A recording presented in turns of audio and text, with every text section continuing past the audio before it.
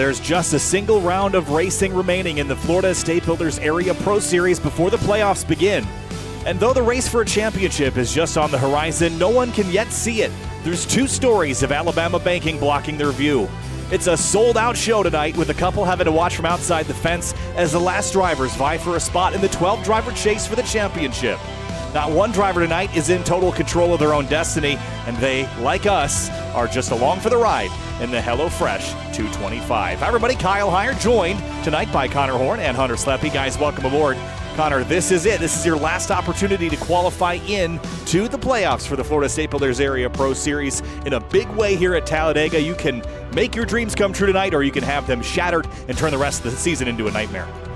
Yeah, it could get pretty wild here tonight. We've already had two crazy races Monday and Tuesday that ended in tears for some and elation for others. Monday night, we saw the playoff cut line shift around a little bit. Jeremy Miller out to in, Ricky Springer in to out. But on Tuesday night, crazy race, crazy finish, but a different story. The top 12 who entered Talladega stayed in the top 12, so there was no changing around. We could have the same thing happen tonight, or we could see big shakeups in a few ways tonight as we look at our playoff picture. Scioli, Yaroshak, Nichols, Therian, Richard Thomas locked in with the wins. John Furness, who's not here tonight currently, and Matthew Bell, who I don't know if I've seen tonight yet either. He might be here or not, but either way, they're locked in. They don't need the run if they don't want to. But then everything else, all bets are off. Cameron Hearn's only 28 to the good, nowhere near safe. Only that close to the cut line. Then Bowie and Greg Mitchell a little bit further above that cut line, but then it's really 11th to 13th Hunter where it gets wild with JT Poole, Travis Beckner, both up by a point over Clayton Montgomery. That is as close as it gets. Yeah, Poole, Beckner, Montgomery, the three amigos, they're all separated by a point, and then you got to look on the outside in. Bryce Senesac, Munsel's been close this season. Nico Garcia, Garrett Grant, we got Robertson, Elwood, and Pierce all still vying for a spot. And then at the bottom of that, you see 23rd in the point standings. That's David Weishart. Now, he hasn't won this season, but you see that exclamation, well, not the asterisk. Has to be inside the top 20 in points to be locked in. And he's 14 points outside the top 20. So if he stays calm tonight and stays out of trouble, he should have a shot at making it inside the top 20, Kyle, and locking himself into the playoffs. There are some drivers on this list that can make their way in just with a good points night. There are some that will need a win. But, Connor, as we've seen all week long, a win can save you. A top 5 can save you. But how can you guarantee that? This is such a challenging race just to finish, especially when we get down to the last 10, 15 laps. All week long, we had really intense racing most of the night, but it was mostly green. And then towards the end of the night, all hell breaks loose, and all of a sudden, drivers that could have or should have qualified in didn't make it. So how do you survive a night of racing at Talladega, especially the last 15 to 20 laps? Well, a lot of hope and prayer goes into it at a track like this. There's no doubt about it. But really, it's all about running up at the front. I know I've done it a lot of my. I don't like calling it an iRacing career, but a lot of my time in iRacing, usually my strategy would be run at the back and just get to the front at the end. But these races get too hectic near the end to afford to do that. You have to be running up front in this race at all times, be able to have a chance to point in or win your way in. You will not be able to get back to front late in this race, mainly because those 3 lanes that we have at use at this track will clog up quickly, and they might wreck before you get up there. You might be involved in a wreck before you get up there, so you have to be very careful and stay up at the front. If you have teammates, that's even better because you can kind of control the lanes with your teammates and stay in the front that way. But I think that's how you have to win this race, because we're not accustomed to too many yellows at this track all the time. We had no yellows in Season 3. We've only had a maximum of 3 yellows at this track that happened last season as well. Particularly green races usually occur here at this 85-lap race, but 3 of the 4 races, or even more than that, usually end in green-white checkered, so it makes it all that more important to stay up at the front in case you get caught on a green-white checkered. Yeah, that's the key thing here as I'm looking through. Even with the green-white checkers and the caution-free race from Season 3, still remains the same, that the last lap is the most crucial lap because all the winners have made their move on the last lap in order to win the race. So it doesn't matter how many laps you lead, Kyle. Only matters leading that last one at the very end. Yeah, they only effectively pay out the big points right at the end of the race. Here's JT Poole. You'll note that his number on the timing and scoring is highlighted in yellow. So here's how things are working tonight. If the drivers are have a white number background, they are not currently locked in to the playoffs. They're also not currently above the cut line. If the driver has a green number background, they are locked. There's no way they can fall out of the playoffs. If they're in the yellow, they are above the cut line, but they are not locked. And JT Poole is one of those, and he is in by just the width of a hair by 1 point over Clayton Montgomery alongside Travis Beckner. And I hadn't seen Travis yet. Not yet. So, there's at least 2 drivers going home. And if Travis doesn't get in here in the next 5 minutes, he won't be participating and won't make it into the championship. Oh, no, going to a backup car is JT Poole. Yeah, don't see him in Discord yet either, so I'd be... Not here. We just got... Won't be here out. Huh. So eliminates that. Is tough. And that will open up a spot in the playoffs for this guy, Clayton Montgomery, as far as points are concerned, but he's got to race his way in, just like about a dozen other people that are trying to go for that one spot. You can't really settle on that either because you still have the looming David Weishart situation. He points himself into the top 20. He's in via that win. That would then bump Clayton out. So he's going to have to really race JT Poole hard here. If he outpoints JT, it's going to be hard for him to miss out on that playoff spot, but he has to be able to defend on a 33 and whatever happens with there, as we've got 4 minutes left to qualifying. And David Weishart, who is one of the go or go home cars, because we do have 45 entries, 2 will miss this race. Weishart's on the pole right now, so easily locked in, as we'll see what Connor Yurashak can do in his lap here. Hunter, he is on a tear right now. He's won 3 in a row. Incredible run to the front to win at Indy last week, and he's looking to tie an area Pro Series record set by Cameron Hearn with 4 straight wins. Yeah, looking to do the impossible here, and at a racetrack like Talladega, it is very much impossible to continue that winning streak. I mean, like you said, we've got guys trying to vie for spots just in qualifying, let alone who knows what's going to be like during the race, but it's on the top of the timing sheet right now. It's a great lap there for Connor Yurashak. He'll go right up to the top. And 33 drivers have qualified. John Furness has jumped in just in time to get a lap in. Casey Lakatos is on track or about to be as well. Here's Jake Nichols in the number 73. And between Jake and Scioli and Yurashak, this is going to be a heck of a playoff run here these next couple of weeks. But I think everyone's going to try to snag one more win, Yurashak especially. But Jake Nichols and James Scioli, I'm certain, would love to have another one added to their tally before the playoffs start next week. Yeah, the wins a little spread out, but those 3 have won 8 of the races this season. I believe that would be 8 of the 11 races this season. Scioli with 4, Yurashak the previous 3. Jake Nichols a little surprising maybe to some. Only 1 win this season, but he is the regular season points leader as he'll take to the apron on his fast lap. But so very consistent, 9 top 5s, 10 top 10s. Only the 1 win, but that consistency has kept him in the regular season points lead and will almost certainly give him the regular season title, pending as he goes top of the board, a little faster than Yurashak there, as Eric Weidling goes 4th. Great run for him. Scioli just starting his lap, I believe, but that 73 has been consistent all season long. Yeah, consistency is the key, and Jake Nichols won pole last week, so he's looking to go back on poles. And you mentioned Scott, the driver's title to worry about, because if he has an issue tonight and Connor Yurashak doesn't, then it could be Yurashak's for the taking. And James Scioli, we see him 4 wins on the season. He's looking pretty good for the playoffs as he's rolling through 3 and 4. It's going to be interesting seeing how these guys stack up amongst some of the super speedway racers like Ryan Swan, who's currently 10th on the board. I'm actually going to go ahead and make him my pick because he's won in Season 2 and Season 4 at this track. And he's got a truck win here at this racetrack. So all of his career wins in area have come at this track, and I feel like he's going to have career win number 4 tonight. James Scioli goes to a 54.412. That's good enough for 6th place. A few more drivers are finishing their qualifying runs. We'll cover those who get knocked out here in just a moment's time. But again, this is the HelloFresh 225. Looking to eat healthier in 2024 without having to spend extra money? HelloFresh is here to help. Choose from over 40 calorie-smart and protein-smart meal options each week. Each meal arrives pre-portioned, giving you less time to prep and more time to enjoy your meal. HelloFresh also gives you free breakfast for life with an active subscription. What are you waiting for? Click the link to get started with America's #1 meal kit today and use the coupon code to save 50% off your first box. You do that on twitch.tv/area iRacing and put in exclamation point HelloFresh for more information. Race fans, be sure to subscribe to the Area iRacing Twitch channel. As a subscriber, you'll have Area iRacing emotes to use in the chat. You'll also earn double channel points as a subscriber that you can use to redeem for free merchandise, all at the price of just $5 a month. Qualifying continues here, guys, and Connor Bronson, Stafford, Spencer Brown, Bryce Senesac are the last couple of drivers to put their times in, and we'll see who gets knocked off the list. There are 45 drivers in, and 43 will race. Yeah, Bronson Stafford, I believe, is locked in. with a charter. As he's going to end his lap with 10 seconds to spare, as he'll go 10th on the board, so great qualifying run for him. I don't know off the top of my head who's going to be out, as Spencer Brown goes 34th, another one who I believe is locked in. Brody Falliker, I don't believe he has a charter, not sure what his scenario is, but we'll get it sorted out as qualifying's over. Two go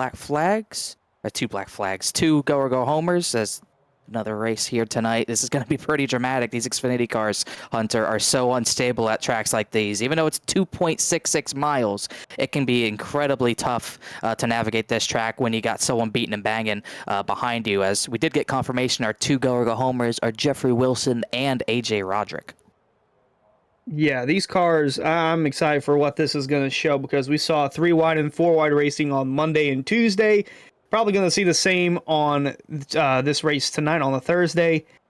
Really looking forward to seeing how these guys are going to work together, because some of these guys are going to go in with that solo wolf mentality where they're just going for themselves, and then some of these guys are going to be going for a team strategy where, hey, if I can't win, I want my teammate to win, and we all want to work in a collective effort to try and win this race somehow. So going to be seeing that, and if we get green flag pit stops, that will be an interesting challenge too. How will guys react trying to get on and off the pit road? Don't want to spin. We've had some incidents on pit road where some cars have made contact and cost them some time. So it's going to be interesting seeing how this one turns out tonight. Got some onboard cameras. We have, of course, Eric Weinley. We've got JT Poole. We've got David Weishart, who'll be very intense trying to point his way in with the win that he's got that could lock him in to the playoffs. Of course, we've got Justin Munsell, as well as Travis Beckner has joined us. He has joined us all the way from the Hendry County Motorsports Park for the 5th annual Sugar Bowl. That's where he is right now. He's at work, and that's why he can't make it here tonight, guys, but he's still joined the Zoom, and he's got his flags in hand. There you see it. That's cool. I'll take the flagman post over racing and iRacing any day of the week. Yeah, you can't be too upset about that one, unfortunately. We'll miss you, Travis. Enjoy the show tonight, whether it's in the real world or here in iRacing, as there's a good look at Bryce Senesac, and we've also got Alan Elwood here. He's getting prepped and ready to go racing, taking the last sip here as we head down to the grid. So, Hunter, you made your pick already. Remind me if it was Ryan Swan? Yes. Yep. Connor, who you got winning this thing? Yeah, Swan has got a lot of wins at Talladega. I don't see that coming from him. My bias goes towards Jeremy Miller, starting 9th, but these races get so wild. Plus, I don't want to put bad luck on him in case that's a thing. But there's so many good contenders. I went with him on Tuesday, and he was fast. I'm going to go with him again, just Anna Sogak. He gets it done at these types of tracks. Very fast, very aggressive, but a controlled aggressive from the driver of the 88. I would not be shocked to see him go to victory lane, and he will be my pick, the number 88. Don't know where he is in the point situation, but he's actually 33rd, nowhere close. But going for wins, so that even strengthens my pick. Yeah, looking around, there's a couple drivers I could pick and should pick, but I think the pick I'm going to go with is the 31 of Mason Kane. I think he's going to be up here all night tonight. He's really aggressive on these tracks. That can bite you, and that could bite me, but I'm going to give it a go with the 31 of Mason Kane here this evening. We're going to Roasted Gems Coffee starting grid going here in just a moment's time. Race fans, start your engines with a fresh cup of Roasted Gems Coffee. Choose from some of the finest coffee beans from Colombia and Peru, or try the blended flavors of French vanilla and hazelnut. You can use the discount code AREA iRacing for 10% off your order at checkout at roastedgems.com. All right, I think it's about time to get rolling with that Roasted Gems Coffee starting lineup. Kick things off with the front row. It'll be Jake Nichols in the 73. He's locked in, just focused on snagging another one tonight. Brad Slaughter Jr., I almost picked him. He rolls off second. And the third position man who's won 3 in a row coming in tonight, looking for 4 in a row. Connor Yurashak starts 3rd. Mason Kane, the number 31, your pick, starts 4th. And David Weishart rolls off in 5th place. He's got to make up 14 points on 20th place. If he can do that, he's in. Eric Wineland rolls off 6th in the number 66. James Scioli, he's locked in, and he's had a great season, looking to go back-to-back in the Pro Series. He starts 7th in the number 7. Justin Munsell in the number 6 will start alongside him in 8th. And 9th place is going to be Jeremy Miller in that number 30. That would have been a good pick. We'll see how he can do in that number 30 Toyota. Bronson Stafford rolls off 10th in the 61. Garrett Grant in the number 5, his Ford Mustang is going to start in the 11th position. He needs a win tonight, and alongside him, JT Poole, who just needs good points. And Greg Mitchell starts in 13th place in the number 2 Ford Mustang. Currently in, but is going to have to do some work to lock himself in. Delonte Ballard rolls off 14th in the number 21. Brian Swan, third start of the season. At least three total wins at Talladega, 2 in the Pro Series. He starts 15th. Julio Villalobos Jr. starts 16th. 17th place is going to be Nico Garcia, the number 41. Nick Massey rolls off 18th in the number 20. Brandon Bowie, 17 to the good coming in tonight. He starts 19th position. He had a great run last week at Indy, and then 20th alongside him, the iRacing Camaro Jordan Martin. And Ben Pierce in 21st in the number 65. And Justin Anisogak, a good pick in that 88. If anyone had him, he'll roll off P22. P23, it would have also been a good pick because he won the season opener at Daytona. That's how he's locked in. Richard Thomas starts 23rd. Chris Rabel, he needs good points tonight. He starts 24th. And the rest of the order is as follows as we roll through the banking in turns 3 and 4. 2 stories tall. Matthew Bell locked in, rolls off 28th. Clayton Montgomery could point his way in. He needs some assistance, I think, to do that. John Furness is locked in and good to go tonight in his number 28. Field's going to roll out of turn number 4. Pace cars to make that hard left onto pit lane. And as always, you got to mention at Talladega how far along the start-finish line is along the tri-oval. It gives everybody the opportunity to make a late move coming to the checkers. 43 cars are lined up, and it's Shane Therian all the way at the back of the field that will start at the rear. This race distance is 85 laps, 225 miles. Jake Nichols on the point. The last race of the regular season for the Florida State Builders Area Pro Series. Green flag flies, and we're racing at the big track in Talladega, Alabama.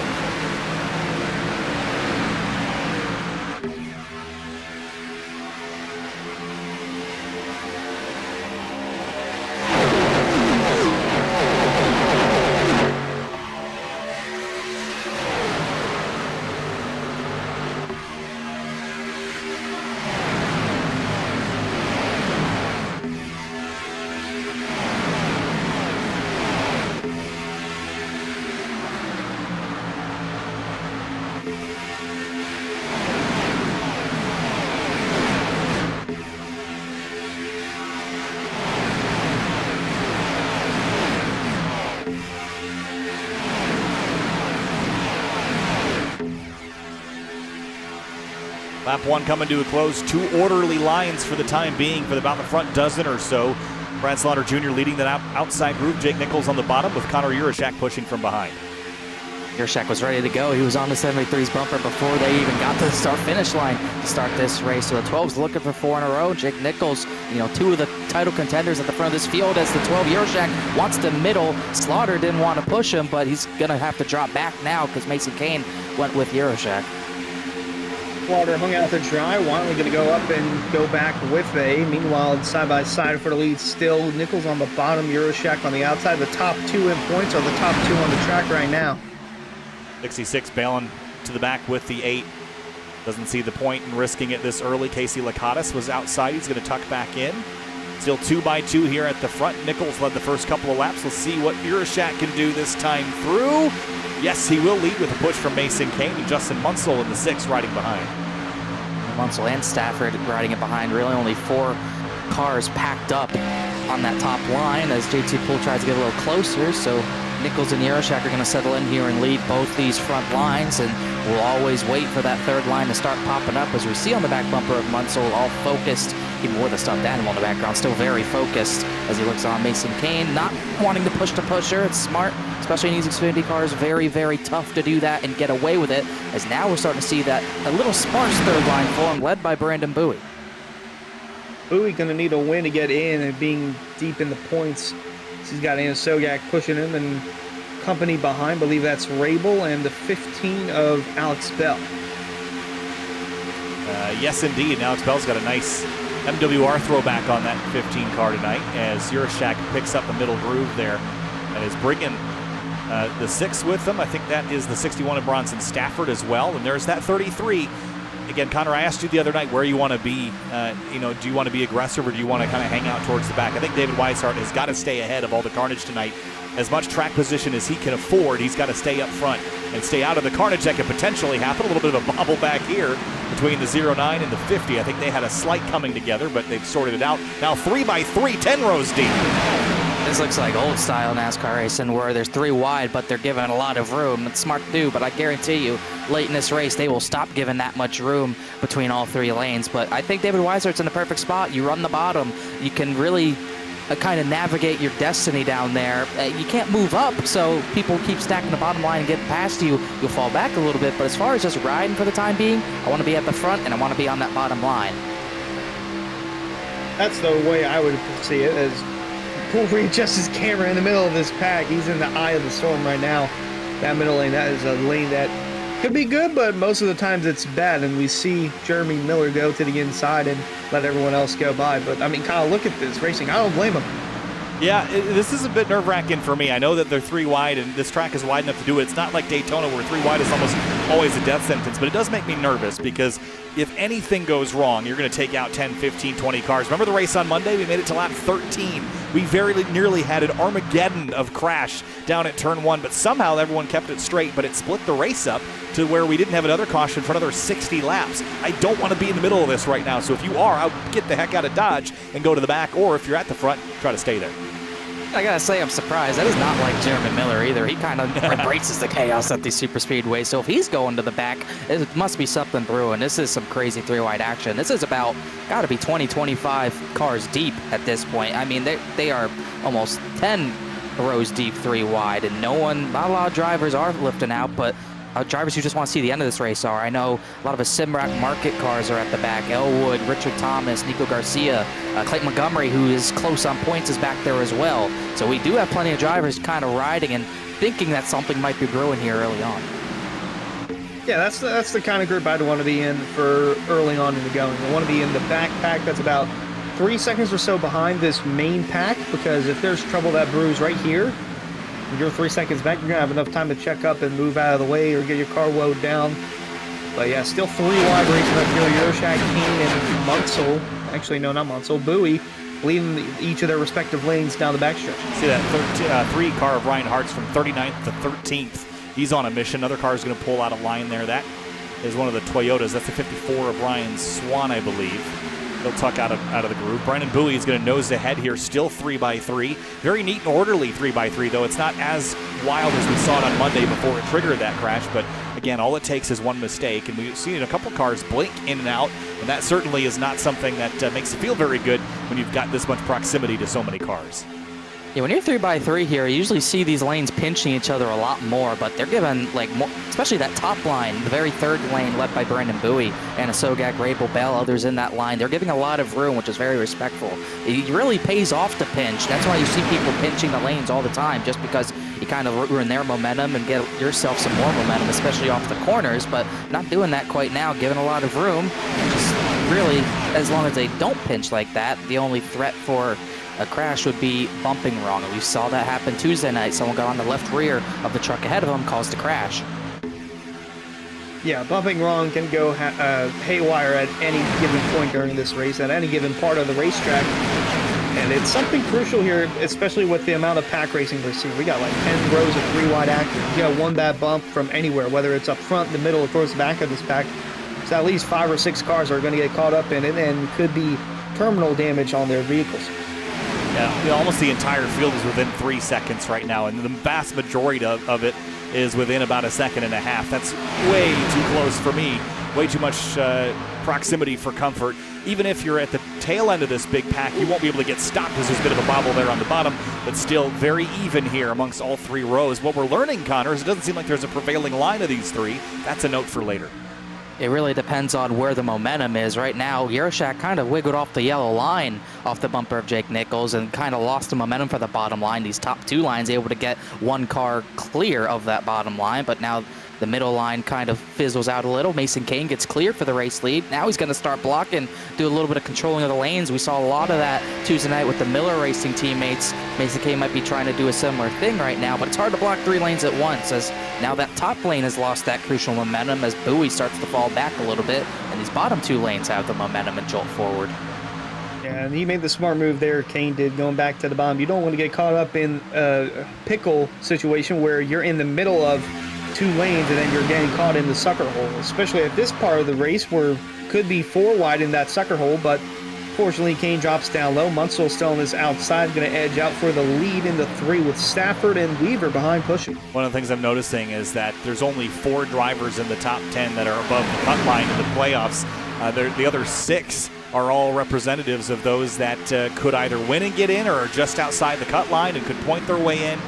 6 of the top 10 are on the outside looking in, and they're playing the game to be aggressive. They're not going to sit around and be idle. You can't really control your own destiny, but you can nudge it in the direction you'd want here, Connor, but that's about it.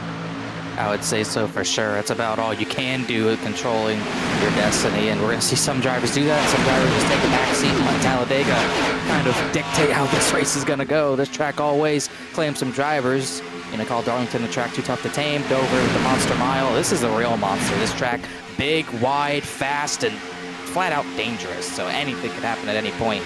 Those drivers just above that cut line and far below it needing a win are going to have to be riding on that thin edge tonight. So many drivers already are, as we are 10 full laps, almost 11 full laps green here with 3x3 action. Yeah, the pack has dispersed a little bit. I think Brody Falliger back in 23rd or 24th. It's around where that main pack ends, and then everyone starts to fizzle out single file on the outside or inside. But here on the board with the 6 of Justin Munsell. He's got a mirror full of Stafford pushing him to the lead, and looks like those two are going to go down low in front of the 31 of Kane. Didn't look like Kane wanted him to slot in there, but Stafford forced it to happen. There's the 62 of Weaver and the Coca-Cola Camaro going to the middle of the racetrack as they rocket off at turn 2 and down the super stretch here at Talladega. 3x3, and that must be 7-8 rows deep now as Alex Weaver gets a push from Ryan Hartz, who started in the second to last row of this field. We've seen a lot of drivers with no playoff implications at the front. Alex Weaver's not in a position to point in, even with a win. And Sogak, the same scenario. Chris Rabel's far back. So a lot of the drivers in any playoff situation right now are just kind of biding their time. Some of them are at the front, but a lot of others just riding right now as we have one driver blink. Might have been Weaver, but seeing a lot of the drivers who have nothing to lose at the front right now early on. Yeah, the 3 of Hearts going to the lead in the middle lane. He might have been blinking too. He blinked a little bit before the race started, but that's kind of summed up his season. Had an unfortunate error last week with internet and kind of taken him out of the playoff contention so far. But going back here with Alan Elwood, he snuck inside the top 20 in points over the last couple of weeks. If he wins tonight, he's in. But he needs that win to get in. He's got his water bottle in front of his camera, but look at the field ahead, Connor. This is the nightmare scenario when if you can run like this the entire race, and we've seen it happen, and you see that field ahead of you, it's so hard to move forward and get track position, but it's so hard to pick your way through there without a couple of friends to help you. So, sometimes the drivers will hope that if they're going to hang out in the back, the luck of the draw will clear the way for them towards the end of this race. Now there's no one locked in to the playoffs in the top 10 right now.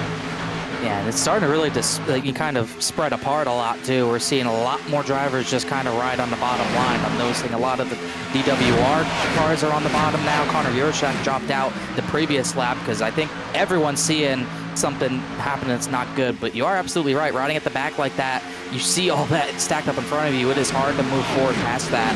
When you're riding like this, at this point, you're not really anticipating having to drive up through it.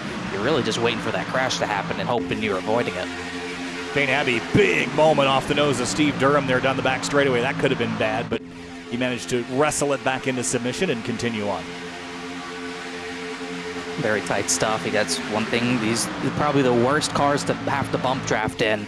Cup cars are a little scary too because you have to bump on the left rear to be fast, but these Xfinity cars so unstable, no downforce whatsoever. One wrong bump, not in the middle of the bumper, and you're going sliding. And the tire wear, it's not going to affect the cars too much at this big track, but it will play a factor, especially entering the corner. We've seen it all the time where if you get a bad bump entering the corner, you could easily get turned sideways, and that could cause a big crash as well. Probably the worst place to have a crash happen here is entering the corner. We've seen it time and time again.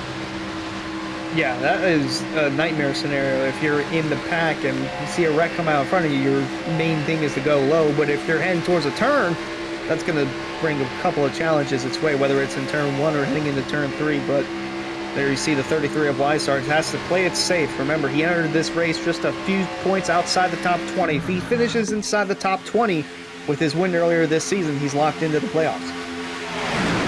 And I like being on the bottom to stay out of trouble because you can make that hard left and miss somebody. If you're up on the top side, and the crash starts to happen on the corner entry like Connor suggested, it just turns into a snowplow of race cars shoving the snowbank up the hill into the outside wall. You're just trapped. The middle groove is the worst of both worlds. I like the bottom because I can turn left and miss it all.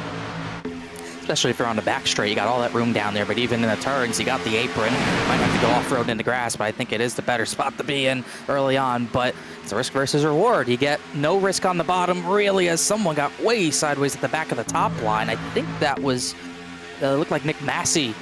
He got sideways, saved it, but, you know, if you're on the bottom, you're not going to go forward, but you can avoid easier. If you're on the top side, or even if you're on the top side, you're not going to avoid anything, but you'll go to the front probably. Middle lane, like you said, you don't really want to go there to go forward. It's usually the sucker hole, but it's held up pretty well, led by JT Poole as he's going to work right now. Munsell on the apron, but yeah, definitely you got to pick your poison depending on how you want to run this race, as we're 16 and a half laps through. And this race did go caution-free back in Season 3, and it has opportunity to do so in Season 5 as Poole drops low. Bowie going to go to the middle. Think about it. Might go back up and get help from Manasogak, but yeah, this race can go green, and this does. Connor, when do you expect to see green flag pit stops happen? Well, I don't think they're going to make it to 42. It's going to be, well, you know, looking at the fuel numbers I'm looking at right now, it might be possible to get to that halfway point of this race, which would be about 42, lap 43.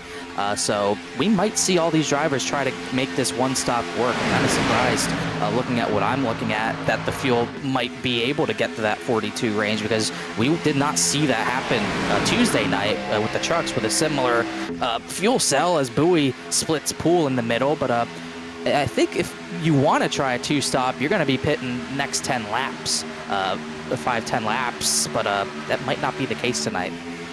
They haven't had any yellows to break anything up or give a fuel-saving opportunity yet either, so something to keep in mind. We've been flat out for the last 18 laps, and we saw on Monday and on Tuesday that, you know, once the early wrecks were out of the way, we ran a majority under green, and that was with a much less chaotic start to this one as Munsell goes to the point and throws the block on the 26 of JT Poole. But yeah, I mean, we could get a caution at any moment. I just don't expect these races to get a lot of them in a rapid succession until the end. It's really not common at this track to have yellow after yellow. At the very end, yeah, we might see that, but these races typically have at least one period of the race where we see green flag racing as Poole makes a big move at the top in front of the 23 of Bowie. This is usually a race that we see green flag running, but it only takes one incident to really split this field up and really take some drivers out of it, as now we're starting to see, we still see about probably 8-9 rows at 3 wide, but you look at the back, a way longer single file line led by, I think, Jeremy Miller, who's at the very front of all the single file cars not battling. Yeah, look at all that. Look at that line of cars. It's a conga line behind this main pack. Everyone running the bottom, all on the same page. Meanwhile, in front of them, it's still about 8 rows of 3 wide action with Munsell leading the way. Weaver, Poole, Parts, and Stafford your top 5. That conga line is a safe place to be. Gives you some options, and you're just clicking away laps. But if you want to lead laps, you want to dominate this race, you got to do what JT Poole is doing and be aggressive out the gate. You know, it does feel like, you know, when we're missing guys like Travis Beckner in a race like this, you are going to miss some of your energy that someone like Travis would create around him. Not necessarily good or bad, but just energy. And JT's bringing some of that to the table at the moment. He has not been holding back and controlling these lanes out front here in the 26. Yeah, Beckner's a big loss of aggression for sure, but JT Poole does pick up where the 27 would have left off for sure, as Manasogak made a big move, another one who knows aggression here. He made a big move top to the bottom, an elevator move to take the lead away for the moment. But yeah, JT Poole and Manasogak, those guys will pick up the missing pieces of aggression, because Beckner's very aggressive as well. These guys know, like I talked about earlier, a little bit of a controlled aggression you need at tracks like these. The 88 has that very well. JT Poole maybe a little bit more of an erratic aggression that could throw things off, as we'll look at that move for the lead that the Manasogak machine made right here. Just clear Munsell, and decided he was just going to take it.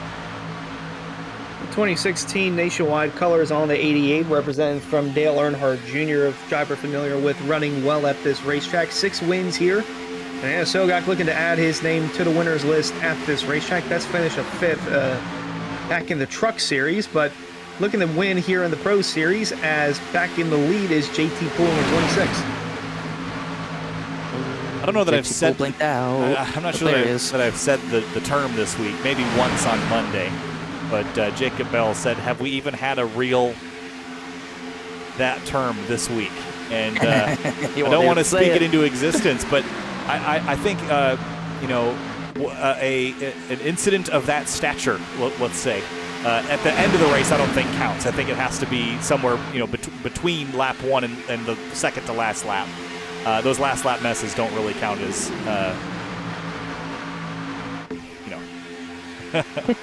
He's gonna try to find every term possible to not say it. It will get said eventually.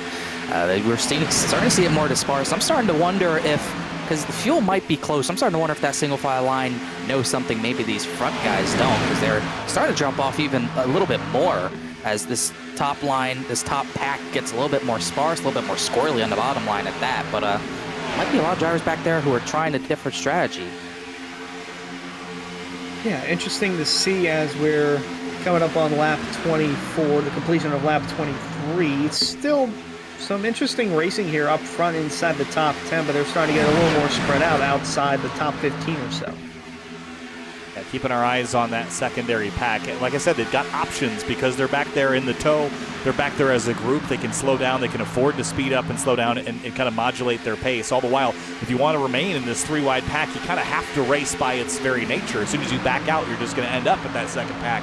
So the people that are up front right now are the ones that want to race, and others in the back are just waiting for an opportunity a bit later to turn up the afterburners at the moment. That outside line's only 4 cars, but man, Brandon Bowie has been strong up there, hasn't he? He's led pretty much the entire time, and it's really been Chris Rabel behind him the entire time. He's done a good job controlling their temps up there because the guys on this high line have been pretty much the same. Chapman's been there as well. So they're doing a good job maintaining right now, and they haven't really fallen off for the last 20 laps or so since they went up there. As you say that, they do fall back a little bit, but they keep coming back every single time this happens. Plus, when you get someone in the third line to help and get in front of Bowie, that puts less pressure on the 29 and helps him out a little bit. As still seeing the majority of the same drivers at the front, the 6, the 26. Monte Ballard's found his way up to second in line in the middle, which is a good run for him. Billy Yobos right behind him. John Furness has made his way through as well. I haven't talked about him yet either. Very fast last week. Started 32nd. He's up in the top 10. Bryce Senesek, though, now running 16th. He's fallen outside the top 12 over the last couple of weeks after poor results coming from Indianapolis with 29th. And his best finish this season has been 11th 3 times. That came at Homestead, Roval, and Dover. And going back to Daytona, if I go back, his finish was 16th. So Senesek looking to get some points here and possibly a win to earn himself a playoff spot. But yeah, it's kind of been a downward spiral over the last few weeks for the 09. Looking to change that here tonight. Munsell drifting off that yellow line just a touch. JT Poole comes up to block an advance from Ryan Hartz. He'll control that middle groove for a moment. Connor, you mentioned earlier crashes that happen off into the corner. Just like Daytona, though, this is also a place where you can see crashes on the straightaways. We've seen it all the way. We've seen it a lot as well. We almost saw it earlier with Steve Durham almost turning someone on straightaway just because the bumpers are so hard to line up sometimes. Very squirrely, especially as the rear tires wear out because you have someone on your bumper a lot. So you got to be careful of that. Got to be centered. And, we see it all the time. People switching lanes down a straightaway as well because they think it's the safest place to do so. That can cause incidents as well. To get all that straightaway to work with, sometimes it's a little too much for drivers to comprehend. So that's something to look out for as well. Well, it's just side-by-side racing up here for the front. Still got some 3-wide action with Bowie fading outside the top 10 or right around that 10th spot, but just him and Rabel on that outside. Everyone else has kind of gone to the middle, or most of the field has gone towards the bottom. Still got some guys here trying to chop it up for the lead. Got Poole and Hartz on the outside with Munsell and Sogak on the bottom. Then that third calling line on the outside, Delonte Ballard. Don't think we've talked about him yet, but he's having a good run tonight inside the top 5. Then right to his outside, here comes the 23 of Bowie back. And Bowie's got a bit of a push here from Rabel, and I think Senesek has jumped up there as well. Whoa. Man, if 78 had a moment there entering the corner, I don't know what happened, but he really got sideways for a moment, kept it straight, as that kind of, I think it scared the top line out of the run they had, but getting to that point where into the corner, those rears are going to be lighting up if you make too big of a turn into the corner.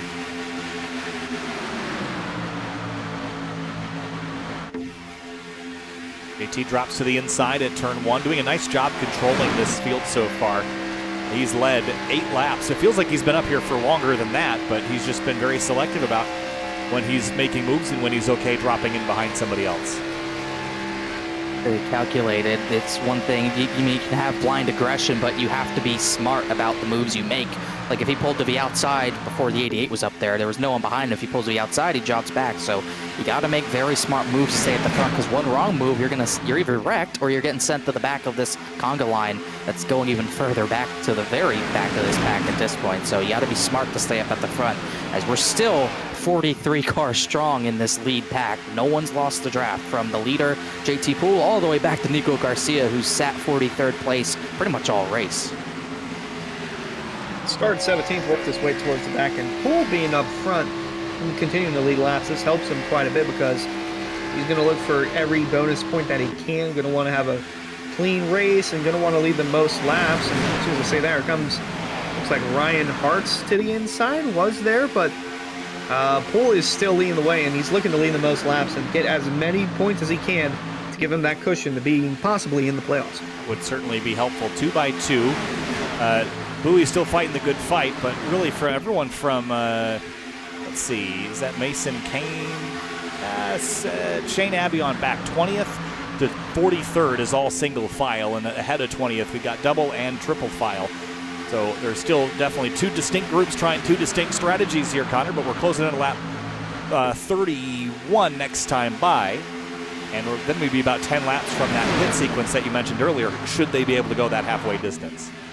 You would think they haven't pit now. I mean, if you could still consider a 2-stop, but I think you would have seen a lot more of controlled pit stops and teams pitting already. So I'm led to believe people can make it. It might be a little closer for the front runners, but I got to believe those drivers single file are going to be in a great field position to lengthen this run as long as they can, and just have nothing to save for this final run as long as we get there. So you got to get to that lap 42, lap 43 range to really, as I say that, we're going to see some pit stops early here. Looks like Munsell, not Hartz, Justin Munsell's going to lead them in. Oh, and Joey Chapman missed it. is out of the pit lane area. And he might have missed that penalty. Yeah. Unfortunately. That was the first bunch. That was about maybe 10 to 15. And it was kind of a late decision, it looked like. And just kind of locked it up behind Munsell and had to go straight to miss him, and goes right over the cone there. Yeah, I gotta believe. And he just rolled right through. Yeah, I'm not surprised, as that was about 11 cars, as that's the first bunch to peel off. Might seem more, but it's a little early if you're trying a 1-stop. I led to imagine that they're probably gonna do an extra stop regardless if drivers can make it or not, and we'll see if they can make up time doing that, as they're gonna have to get formed up pretty quickly, or else the lead pack could very well swallow them up, because they're putting a fast pace down right now. Yeah, with the green flag run we're having, you don't want to have a mistake on pit run. That's what Chapman just did, and if we don't get a caution, then his race is screwed, but he's going to need a quick yellow to come out and fix that for him. But we still got a good bit of drivers that have yet to pit or make a pit stop, but we'll see if anyone else has any issues coming along, as the 6 and the 61 are 2-car tangoing, as the rest of the cars that came down pit road trying to close in. Keep an eye on those lap times on the left-hand side of the screen, as we'll give them a lap or 2 to catch back up, and you'll kind of see where the speeds are found. On Monday, that was a really good way to make up time, was to pit a little earlier and then pit with a group that you trusted, and you could make up a boatload of time on everybody else. That was an interesting battle to watch. Who's that dropped out of line? Nico 41, Garcia. Nico Garcia going a lap down. Lost his pack. Yep. Another mistake. Talking about, can't make your mistake. Can't make a mistake, or else you're going to be in a bind. Now he's probably going to be fighting others for a lucky dog eventually, because he was sitting. That's kind of the risk of sitting 43rd place. If you pit from back there, you don't get formed up with anyone, you're pretty much out of it. So That's the risk of laying back. That's why if you're going to lay back, you don't want to be at the very back of the line because that could happen very easily. Even if you don't make a mistake, that could happen. As Steve Durham, a little squirrely on the bottom, but he's found his way into the top 10. As we'll see, lap 33, if anyone wants to come down this time. Doesn't quite look like it. It'll be interesting to see one of the cars in front of Garcia come down pit road because he is on that bottom lane, and guys in front of him, they have yet to make a pit stop, so it'll be interesting to see if he moves out of the way before they get off turn 4 or right when they get off turn 4 and on the pit road. I think what he's hoping for is that he can find some pace in this pack, and then when they pit, anyone that has a penalty or is a straggler of this group, he can rejoin and then hopefully eventually catch the pack again. But that's going to be a whole race endeavor, especially, Connor, since when we split these races by green flag stops, we tend to go green for a very long time. I didn't think we were going to go 34 straight laps, especially with how crazy the first 10 or 15 were, but here we are. And once you make that pit stop, we can probably almost guarantee another 10 to 15 without a yellow, provided everyone gets onto and off of pit lane smoothly. Looks like no more stops this time. JT Poole, no help, but he'll go to the outside for second as the front line got very spread out because of the move Rabel and Bowie made to the bottom. Left Rody Falliker out, but Poole get the push from the 88 and likely stay side by side for his lead. Quick to note, Joey Chapman rolled through his pit box. He did not get a black flag for that pit entry, which was surprising to me. But the problem is he rolled through, I think, anticipating a black flag. Now it didn't come, and now he's likely to surely go a lap down, and he still has to make his stop. That's tough. What are they on track? Is he 40th? He's 33rd currently, I believe. Still multiple seconds in front of that pack that did make their pit stops, but he will still have to take fuel and probably hoping for a yellow at this point just to get back even and not go a lap down, as 35 laps about to be complete and the front 32 or so have still yet to come down.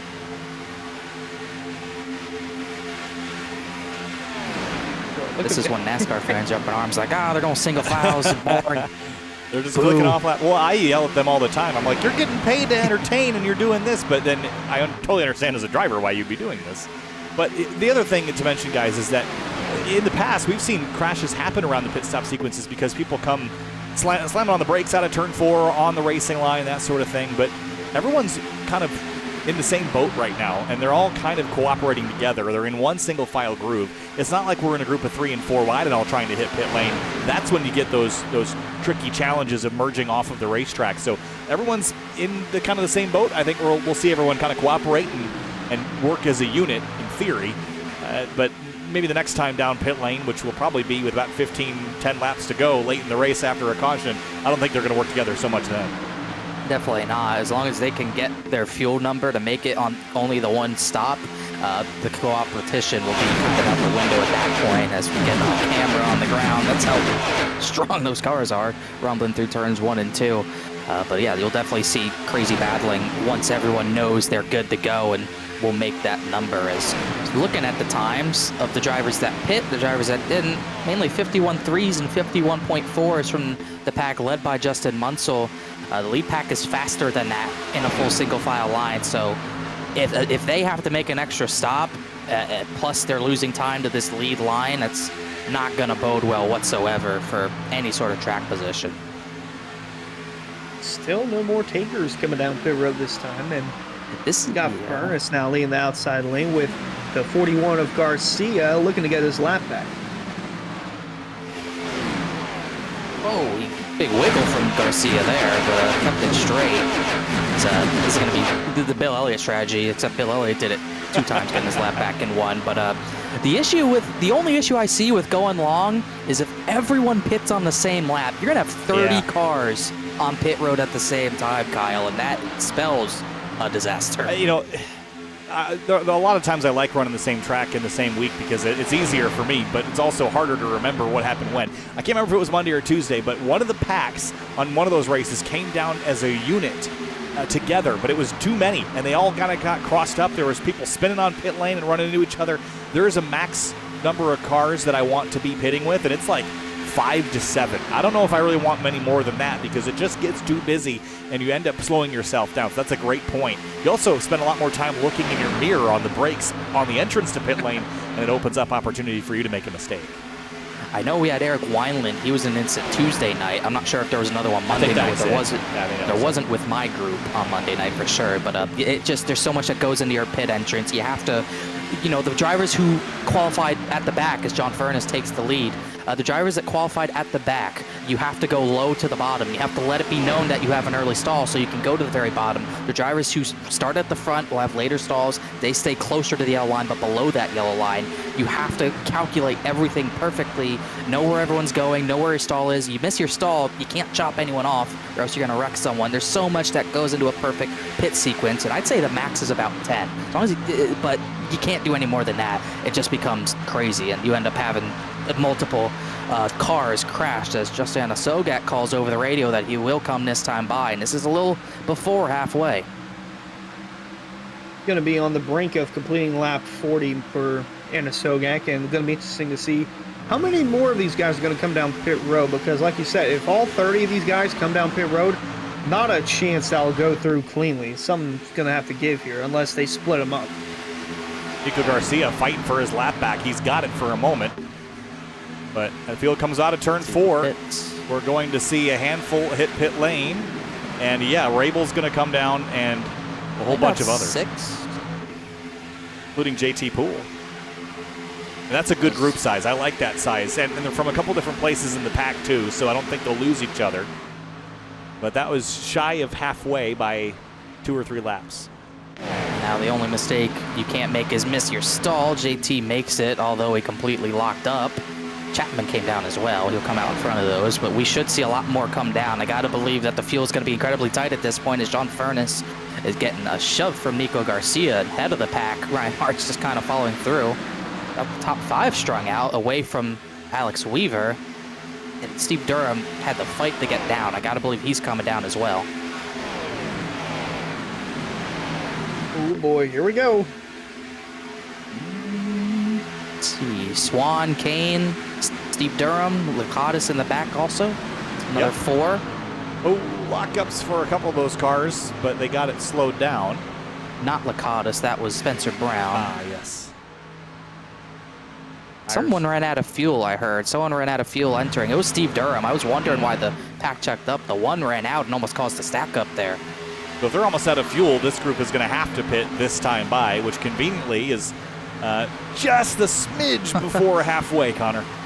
I gotta say, if they're that close, they're gonna have to save a lot more on the second run, which means the drivers who pit early are gonna be an even bigger bind, as looks like Furness is gonna come down, because I'm sure he looked like he called it. Nico Garcia is gonna be on the lead lap for a few moments on his own, as we'll see a lot more, and this is gonna be the biggest pack so far.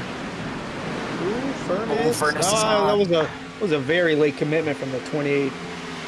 Oh, Weaver, big sideways moment getting into his box. Oh, he went through about 2 or 3 of them. Everyone else straight. It's down there all right. Now, did the 3 miss his box? Ooh, yes. I think he did. Yes, sir. He started 39th. And that's what happens. You have an early stall. You got to be ready to get to the bottom and come down. Yeah, and he did not get there, so that will burn the 3 quite a bit. And he's coming. He's out of fuel. He's had to stop, and that's might be night over for the 3 Ryan Harts. That is a mistake you cannot make, Hunter. No, that's going to cost him the race if he doesn't come back. Everyone else. Majority. Oh, look out! Euroshack. Oh, Miller. No, Jeremy Miller. Oh, he's going to spin back on pit road. Oh, they're going to miss him. Man. That was exciting. Gosh dang it, why'd I have to be Jeremy? Eric Wineland didn't even flinch at that. Look out. Oh, Skyler's going to have to let him in. And everyone else gets in cleanly. Yershak barely overshot his box. And it looks like the only one with a penalty will be the 30 of Miller. Have a look on the SimRat Market replay, and got in there really hot. I think also, if you look back, the 12 and the 73 almost got together. Euroshack came in there with a big head of steam and actually did hit the 73. Yeah, but it was Miller all on his own, just a little bit too hot. He was kind of the first one in this line and just kind of got caught being the guinea pig of all that is Garrett he'll Grant. come out. Garrett Grant By is all on his himself, own. but he went a lap longer than everybody else. Maybe that's critical later, but he might get trapped in a bad spot as far as the pack is concerned. Meanwhile, the pack, speak of, JT Poole's leading it, and they're coming back together. And everyone's going to come back together here as it's really going to shuffle things up. That pack that went the longest is going to be at the near back of this line. It's going to give the lead back to the guys who pit a little earlier, but might be in a worse fuel situation. Guys like Anna Sogak, JT Poole, Justin Munsell, who was one of the early pitters as well. So we're going to have crazy fuel strategies with some drivers, and we're going to see some drivers just going for it completely. Look at the move Furness is making at the very back. He had a huge head of steam, but he's just going to settle in on the back as looks like Munsell looking for the lead potentially. He's going to get the lead as Garrett Grant exits with no help. Is kind of like how it was before pit stops, the 6 and the 26 and the 88 as well out front there. A little more separation now in the packs as Munsell still in on the outside. Poole on the bottom coming through in the picture with the 23 of Bowie behind. And the Sogak going to give a little shove to the 6, but Bowie going to give an equal shove to Poole. Just gotta watch that. Jeremy Miller, is he out of fuel? He's coasting. Yeah, Yep. engine's off. Wow. Gone from bad to worse, huh? Yeah, I don't know how that happens. Maybe in the chaos Maybe of when him he- spinning, he just didn't realize he had unchecked it or something of the sort. Possibly. What in the world? Where is Justin Munsell's rear bumper? Yeah, I don't know if that is legit or not. Is that showing up on your end as well? Yeah. Oh. What in the world? How does that So, happen? the rumor 88's on beating it pit off so road- badly. The rumor on pit road is that when he made his pit stop, the team took off the rear bumper to make more money or to give the 6 a better advantage on the racetrack, but that could be a reason why the bumper is missing. Well, It could really slow you down. I feel like I've seen in Yeah. iRacing a lot of times that will just completely slow you down. It doesn't seem like it's hurting him too much, but you kind of want that on the car. the thing that makes it tricky is that the bodywork, you can kind of hook on it easier. It's much harder to push a bumper like that than it is to push one that is in stock form. So that's not a good thing for Munsell, but with the 88 committed behind him, it doesn't seem to be holding him up too bad. Brendan Bowie bounced off the apron there on the entrance to turn 1. But JT Poole, how about him? He has been in command of this thing so far. Just been doing a nice job controlling lanes, and he's not throwing huge blocks when it's not working out. But we'll see how long he can keep this up for. He's led a bunch of laps, and a win would certainly propel him deeper into the playoff hunt rather than just on the edge. Yeah, definitely could be a big deal if he could get this done. But he has been one of the most aggressive drivers, and he's been one of the fastest drivers as Danny Ware gets a little out of line there. 26, he's done a great job tonight. And it's, this is not really a track you would want to look for to gain momentum, but you'll take it any day of the week. You're running at the front at a track like this, and not by luck either. He's been controlling these lanes. That's exactly what you want to do to point your way in. Meanwhile, the other side of things, David Weishart, I don't know if that's smoke coming out of the ears because he's upset or what, but 23rd place, he needs big points to point in with that win he got earlier in the season, but might just be riding. He was one of the later drivers to come pit road and might just be saving a little bit more at this point because he's seeming pretty content to stay at the back in this line. Yeah, that's smoke coming out of his exhaust, not from in the car virtually. That's from in the basement. Yeah. I would assume that's Or where deep. his setup is. Yes. Yeah, he hasn't even led a lap yet. That's one thing I would have liked to have clicked off is just a lap lead point. That he could have helped himself by leading all the laps, but or as many as he could. But JT Poole has been a bit more aggressive than the 33 tonight, and that's this two-story tale that David Weishart has to play tonight. How aggressive do you get? Because on one hand you need to play it safe, on the other hand you need points. And if he's got to finish top 20, he's still outside of even accomplishing that. So work to do in the next, we got 36 laps or so.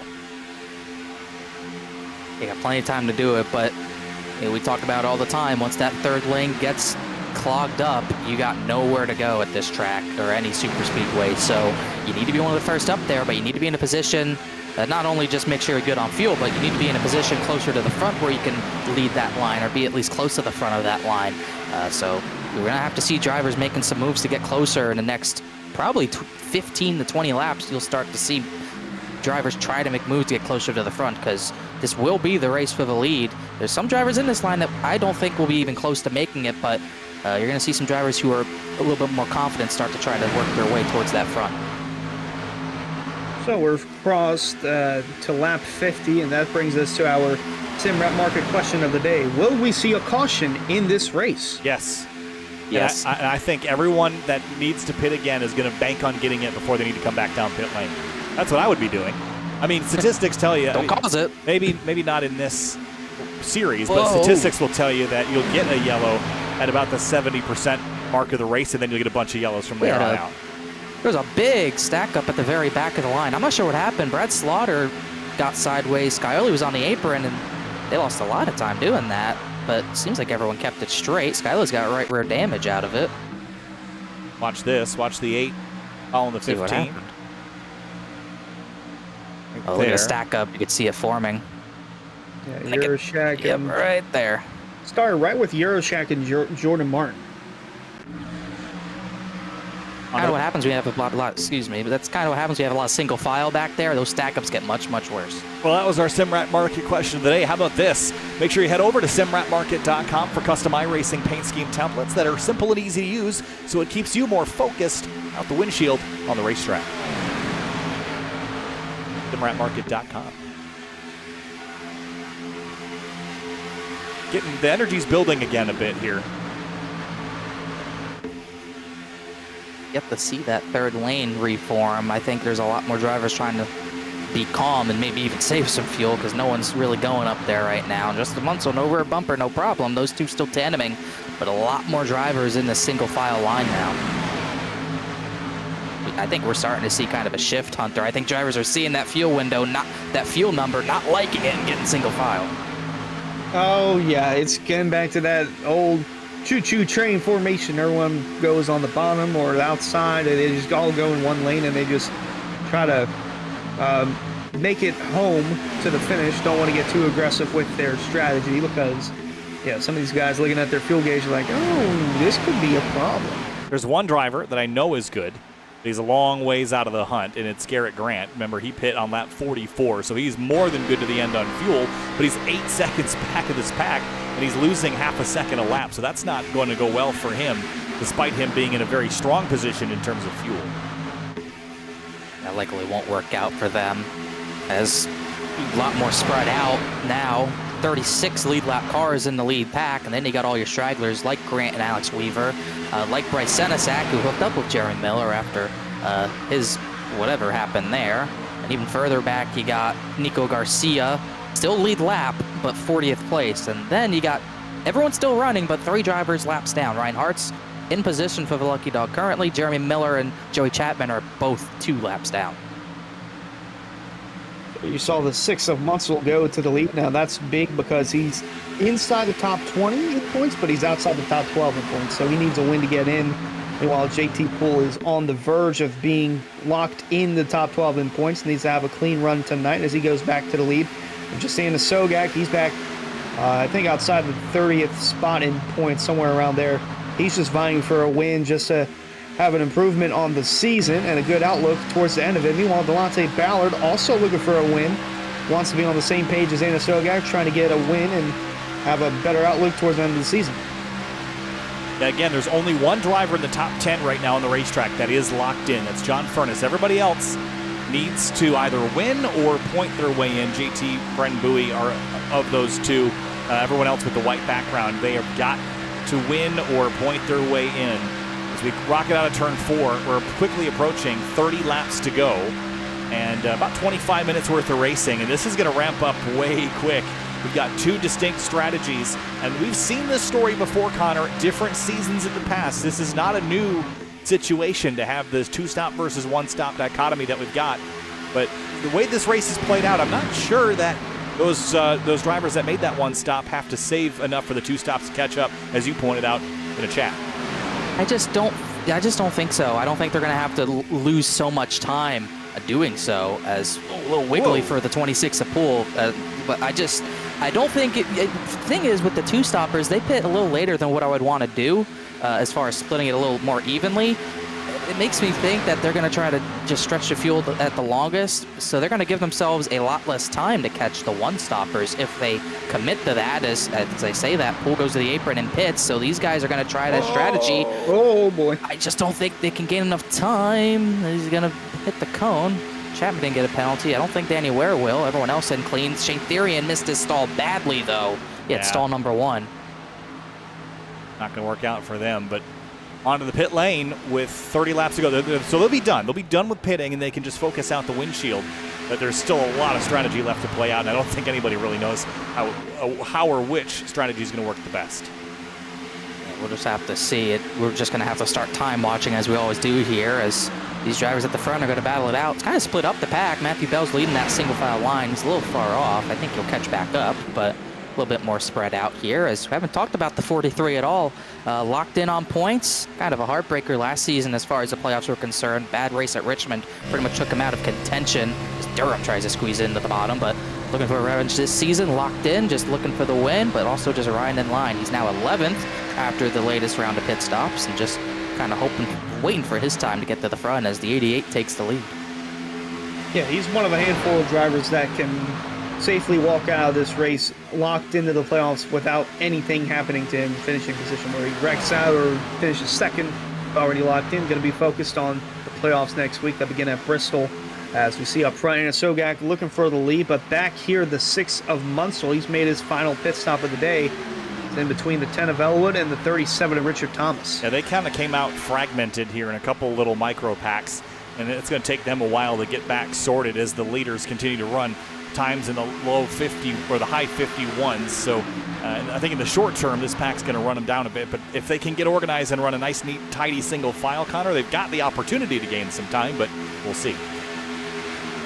Just have to see how slow the pace will get. It always depends on the pace that this lead pack is putting down. And if we start to see it drop, then maybe we'll start to count those 2 stoppers back in. But it really all depends on how much the leaders want to control the line. JT Poole, I don't know if he's lifting all that much. He's still going 182 down the back straightaway, and still fighting the 88 for the lead. So I don't necessarily think that they're really saving anything right now. It's just all a matter of who's leading and how they want to control the pace. See him just buying his time, pushing the bumper of Anna Sogak through the turn and down the straightaway, but trying to save as much fuel as he can. He is going to have to make another pit stop, so you say that goes to the outside, and he's going to look to lead this lap. Still going to try and lead the most laps and get as many bonus points as he can, as he was just barely on the playoff grid heading into this race. So if any issue arises from the 26 of Poole today, if he has that extra bonus point for leading the most laps, that could make the difference between him making or missing the playoffs. On Furness in the 28, getting a bit of a push on the outside and assistance from Ryan Swan. Hunter, this was your pick, and here he is running 4th with about 25 laps to go. Yeah, Swan, the only driver to win at Talladega from the pole, and looking through the laps that he led 8 laps in Season 2, and Season 4 he led 2 laps en route to his win in the Pro Series. But he's looking to do it for Dale and get win number 3 in the Pro Series and win number 4 overall in his area career. John Furness kind of got shuffled out of that. Was helpless, but Anna Sogak popped out, then popped right back in, so he'll be still on the outside without any assistance. And checking back on lap times, 51.7 for Munsell last time. That was quicker than the leaders, but not by a ton, about a 1/10 of a second. Yeah, that pack is about, trying to look exactly, last time by they were closer to 38 seconds behind, so we're at 25 laps to go. They got to gain over like a second per lap or something like that to make that time back up. So this front line, if they have to save a little extra fuel, they have a gap to work with, but you can't overdo it. They have to all be kind of talking to each other and, kind of formulating how fast or how slow they want the pace to be. So they got to work together, all these guys, a little bit if they can't make it very easily. I think you're starting to see some drivers kind of play some fuel games, because Swan, Anna Sogak, JT Poole are breaking away, while Delonte Ballard is kind of hanging back a little bit. Oh, so many questions, yet very little No answers. Like a math test.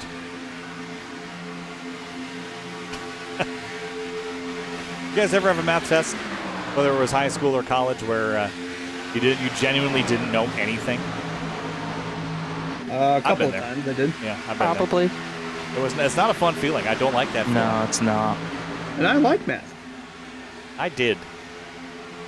But it has been a while since I've enjoyed it. Dave Durham in that one, popping out of line here. Again, no assistance from that inside groove. If I'm trying to save fuel, I want to be tucked in behind and not making any passes right now, Connor.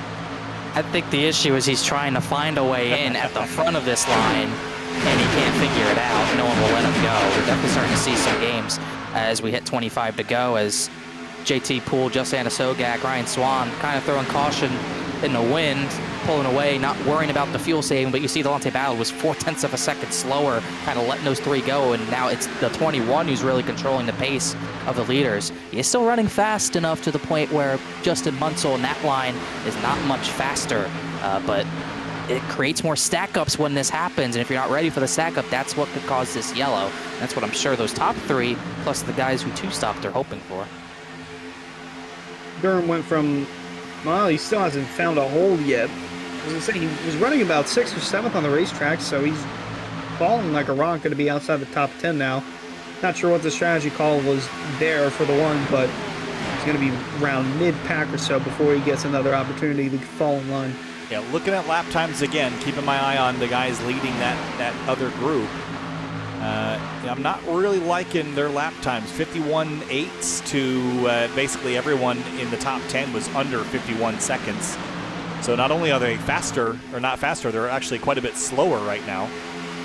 And, I mean, maybe they're just hoping and praying that these guys are going to run out of fuel, but JT Poole is not holding back. He's full throttle in it right now and just dragging along the 88 of Sogak. I just wonder if he's given up.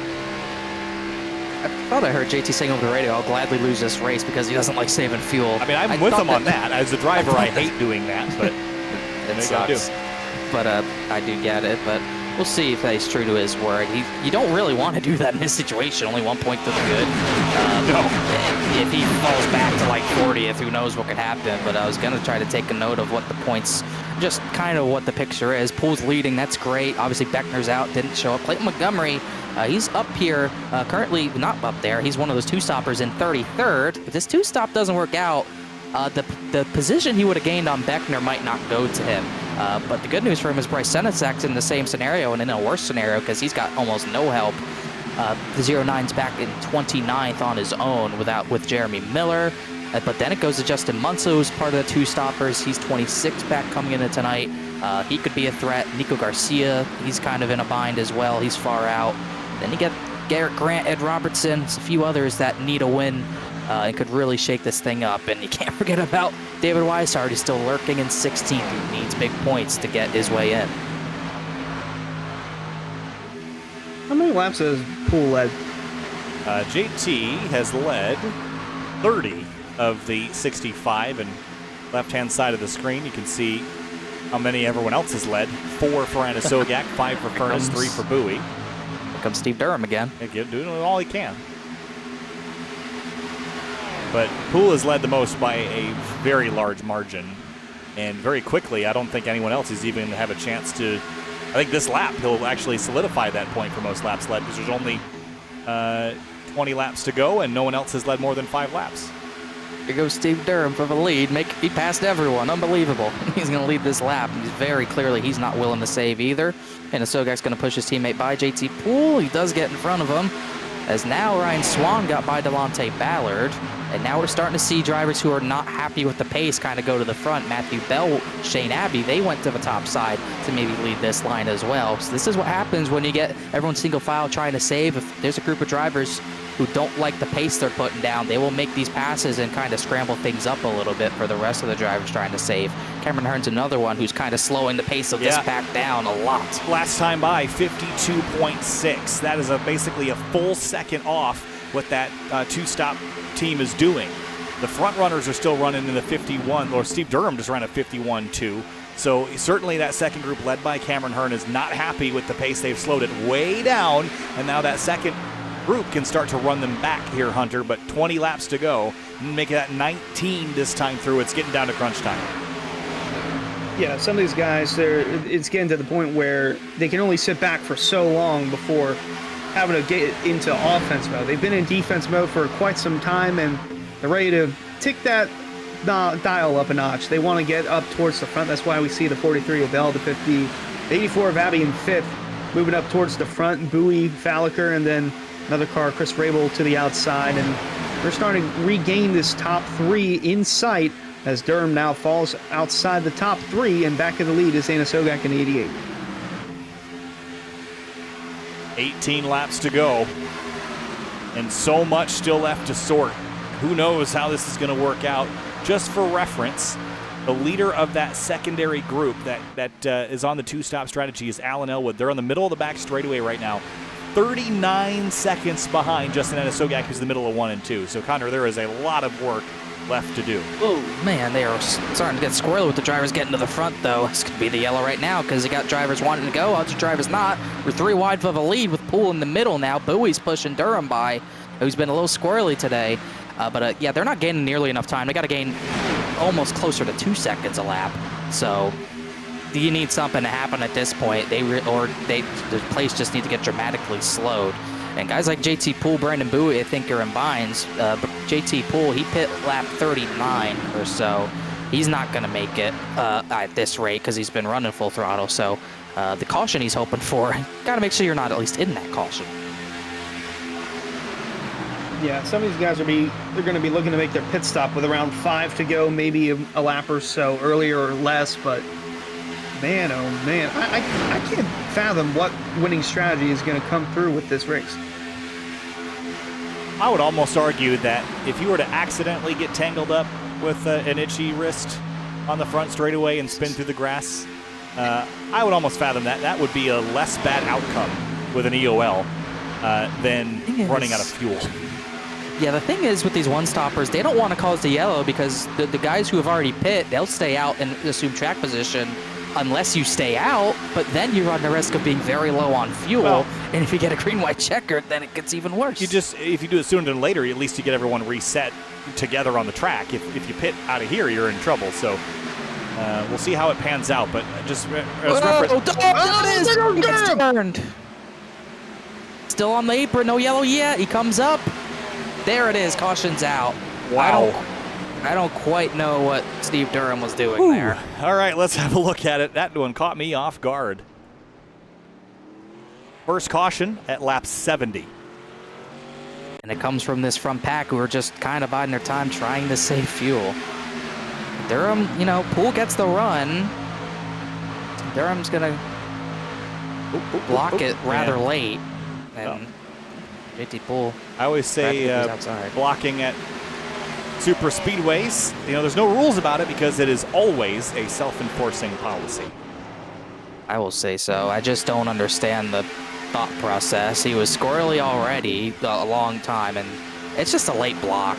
Yeah. JT did everything he could to try to he was outside and couldn't. Thankfully, no one else involved besides Durham, and even his teammate Anasogak got a little piece of it. That doesn't make sense to me. It's just really, I don't have a better term, so I'll just call it dumb, because that's what I thought that was. That was really not smart I don't at have all. a better term for it, so I'll call it dumb. There's the quote of the day as the caution's out at lap 70 for the first time in this race. And Hunter, as Larry Mack and Darrell Waltrip used to say, this changes everything. Sure does.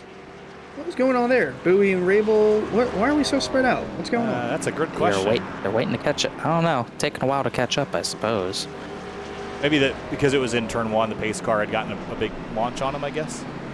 That's a good point, but it looked a little odd seeing Bowie and Rabel like they almost ran into each other.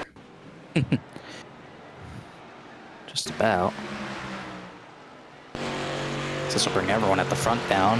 Yeah, they were really spread out, and then I think Rabel was just kind of not paying attention there for a second, and disaster averted. Tesla Autopilot came in handy there for a second.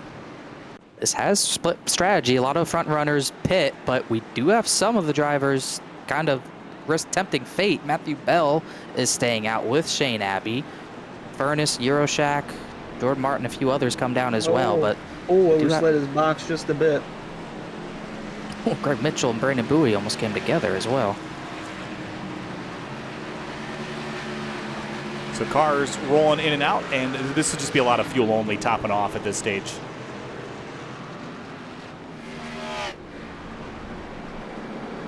We're gonna spice some things up on that playoff cut line. It was already pretty intense. Well, now look at the top 10, Hunter. We've got 5 of the top 10 that are locked in, and the other 5 are not at all.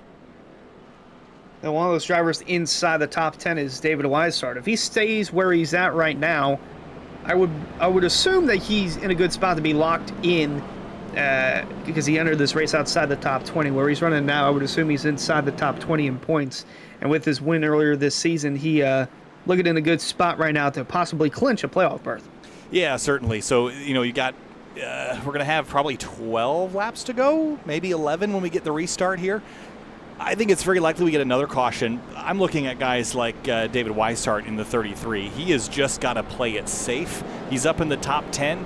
This would put him in the show. This would put him in the playoffs. But he's got to stay here. If he gets caught up in some other mess at the tail end of this race, that would be a horrible way to end the regular season with a win on the record book but no ability to compete for a championship. That'd be a big disappointment. So we'll see what he does here and how he tries to stay out of the mess that will almost inevitably happen up here at the front.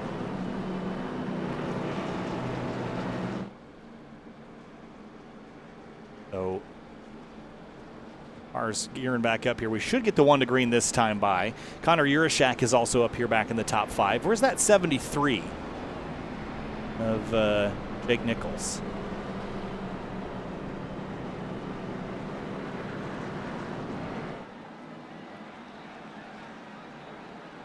And so, Connor, we're going to restart with just over 10 laps to go. And I was just talking about David Weishart. What does he do? Because he's got to stay out of trouble, but he can't just drop to the back. I mean, he's got to run at the front. I mean, you got to be careful, so I understand that. But in his situation, he's a big enough amount of points behind to the point where he does have to race pretty aggressively. He came in tonight 14 points behind that top 20 cut line that he's chasing. So that's a lot of positions on track that he needs to gain. So he can't really afford to finish just top 10 or something. He has to run at the front and compete for this win. So, this is your season at this point. This is a chance to compete for a title. It's either that or you're done. So I don't know if he's got to be too conservative. This is not a situation where he needs to just kind of ride for points. He almost needs to win this race with the position he's in. At least top 3 or top 5 he's going to have to get. So I think he's going to be pretty aggressive here. Before we get back to green here, race fans, be sure to check out rickshotsauce.com for some of the best hot sauces made locally in South Florida. Try the Loxahatchee Classic, Golden Garlic, Palm Beach Pineapple, or South Beach Heat. Follow the Rick's Hot Sauce Rookie of the Year battle in the Area Cup Series and see which driver will take home the $100 prize as the highest finishing rookie in the point standings. It's going to get spicy here in a second. We'll need some more Rick's Hot Sauce. Might actually be the cooler of the situations here momentarily. Trying to see how our picks are doing. I don't think he got too much damage. He's still 14th. Where's Ryan Swan in this all? He is 21st. I don't remember who'd you pick, Kyle? I picked Mason Kane. I'm not doing so hot. He's 15th. He's up there. Technically doing better than Hunter's pick, but this really shakes things up now because now you have Weishart in the odd points position. JT Poole is now 20th, so he's a little further back. He came in on the cut line, but with no Beckner, it should be interesting. Clayton Montgomery is 31st, and he cannot afford this bad of a points night if Bryce Senesac or Justin Munsell are running at the front. Munsell is going to restart 37th, though, so that helps him. Bryce Senesac's up in 22nd, though. Well, time to go racing again. One caution at lap 70. It probably will not be our last here for the Florida State Builders Area Pro Series. The championship is in the balance for a handful of drivers that just want the chance. Here we go. 12 laps left at Talladega. Green flag back in the air. All that single file running's out the window now. Yep, it's going to be 3 wide, high wide, Crazy. handsome already in the back. We're getting 3, 4 wide even trying. It's not Miller. I don't know if he pulled a Kyle Busch or what, but the 37 got in front of him. They got to run, so Miller's just trying to hope he gets laps back. Didn't even know the lucky dog was there, but Danny Ware still on a lap down, as it's crazy front to back now, as now it's Matthew Bell, Shane Abbey trying to control this race. As Bowie, he goes the first one to that third lane. It's important to be the first one to the third lane, and him and Chris Rabel have worked so well together up there today. Abbey looking to steal a win from Matthew Bell on the bottom, and David Weishart just trying to stay in front and get as many points as he can. Just want to stay out of trouble. But here comes the 9 on the outside, looking to make it 3 wide potentially for the lead. Yeah, Shane Therian, really aggressive move to jump up ahead of Bowie. That 23 has been just a rocket ship on the outside all night tonight. So he's been paying attention, Therian has, and knows that 23 will be going forward here in the last 11 laps or so. The 33 leads the outside lane. Shane Abbey on the inside. He was almost jumped on the back straightaway all the way back at lap 14. But here he is leading this thing with 11 laps to go. A few cars blinking at the background, but yeah, we've seen a few mini incidents today. It's all kind of formulating into something that could be crazy. Whoa, as the we're 4. gonna get Cameron Hearn was really sideways in 3 and 4, Connor. Sorry. even on the new tires, that entry can be tough as we get closer to a little bit later in this race. It's going to get wild. The bumping is what is my big concern. The bumping is going to get more aggressive. You're almost going to completely not have any caution when bumping. You're just going to slam people at this point coming to 10 laps to go. So the bumps, they're going to get worse and more aggressive, and it's going to spell calamity, I would think, as even on the top side with the 9, the 23, it's getting pretty intense. So are the blocks, too. If you have enough room to make a block for the lead, like, say, Abbey or Matthew Bell up here, if you go to make a block and you're off by just a slight bit, it could result in a big trouble. one. The 73's turned around. Crash, back straightaway, huge crash. Oh, the 8 of Slaughter, horrific crash on the inside. And that might be, do we say it, Connor? I think that might be a big one. The big one. I think Nico Garcia's in it. He was 30 back. Jeremy Miller, I saw about 3 David Weishart, maybe 4 David Weishart racing cars in it with Nichols. But Jake Nichols, his car, he has no rear bumper, but that was a huge crash in the middle of the pack. Starts with, I think, Wineland and maybe the 8 as well. But, man, that's a big mess. Oh, and he got hit again. That's where Nico Garcia got the damage. Jeremy Miller somehow gets involved in this. Where did this? Let's see where this starts. Oh, the stack 8 up into the 66. And then watch this impact. Oh, gosh. Did a wheelie hit so hard. Then there, again. Garrett Grant and Eric Wineland had big hits as well. It's, what'd you see there, Hunter? It looked like there was some stack up in the middle lane. It went all the way back here. Oh, yeah. And it was that last bump from the 8 into the 66. And then taking a little flight, doing a little wheelie there, the 8 of Slaughter. Senesac was involved as well. That's not going to be good for him. Elwood was also involved. I think he just spun out, though. That is a nasty, look at that. It's 4 tires off the ground, and then he's going to get hit again right there. And then gets sent right back into the fence.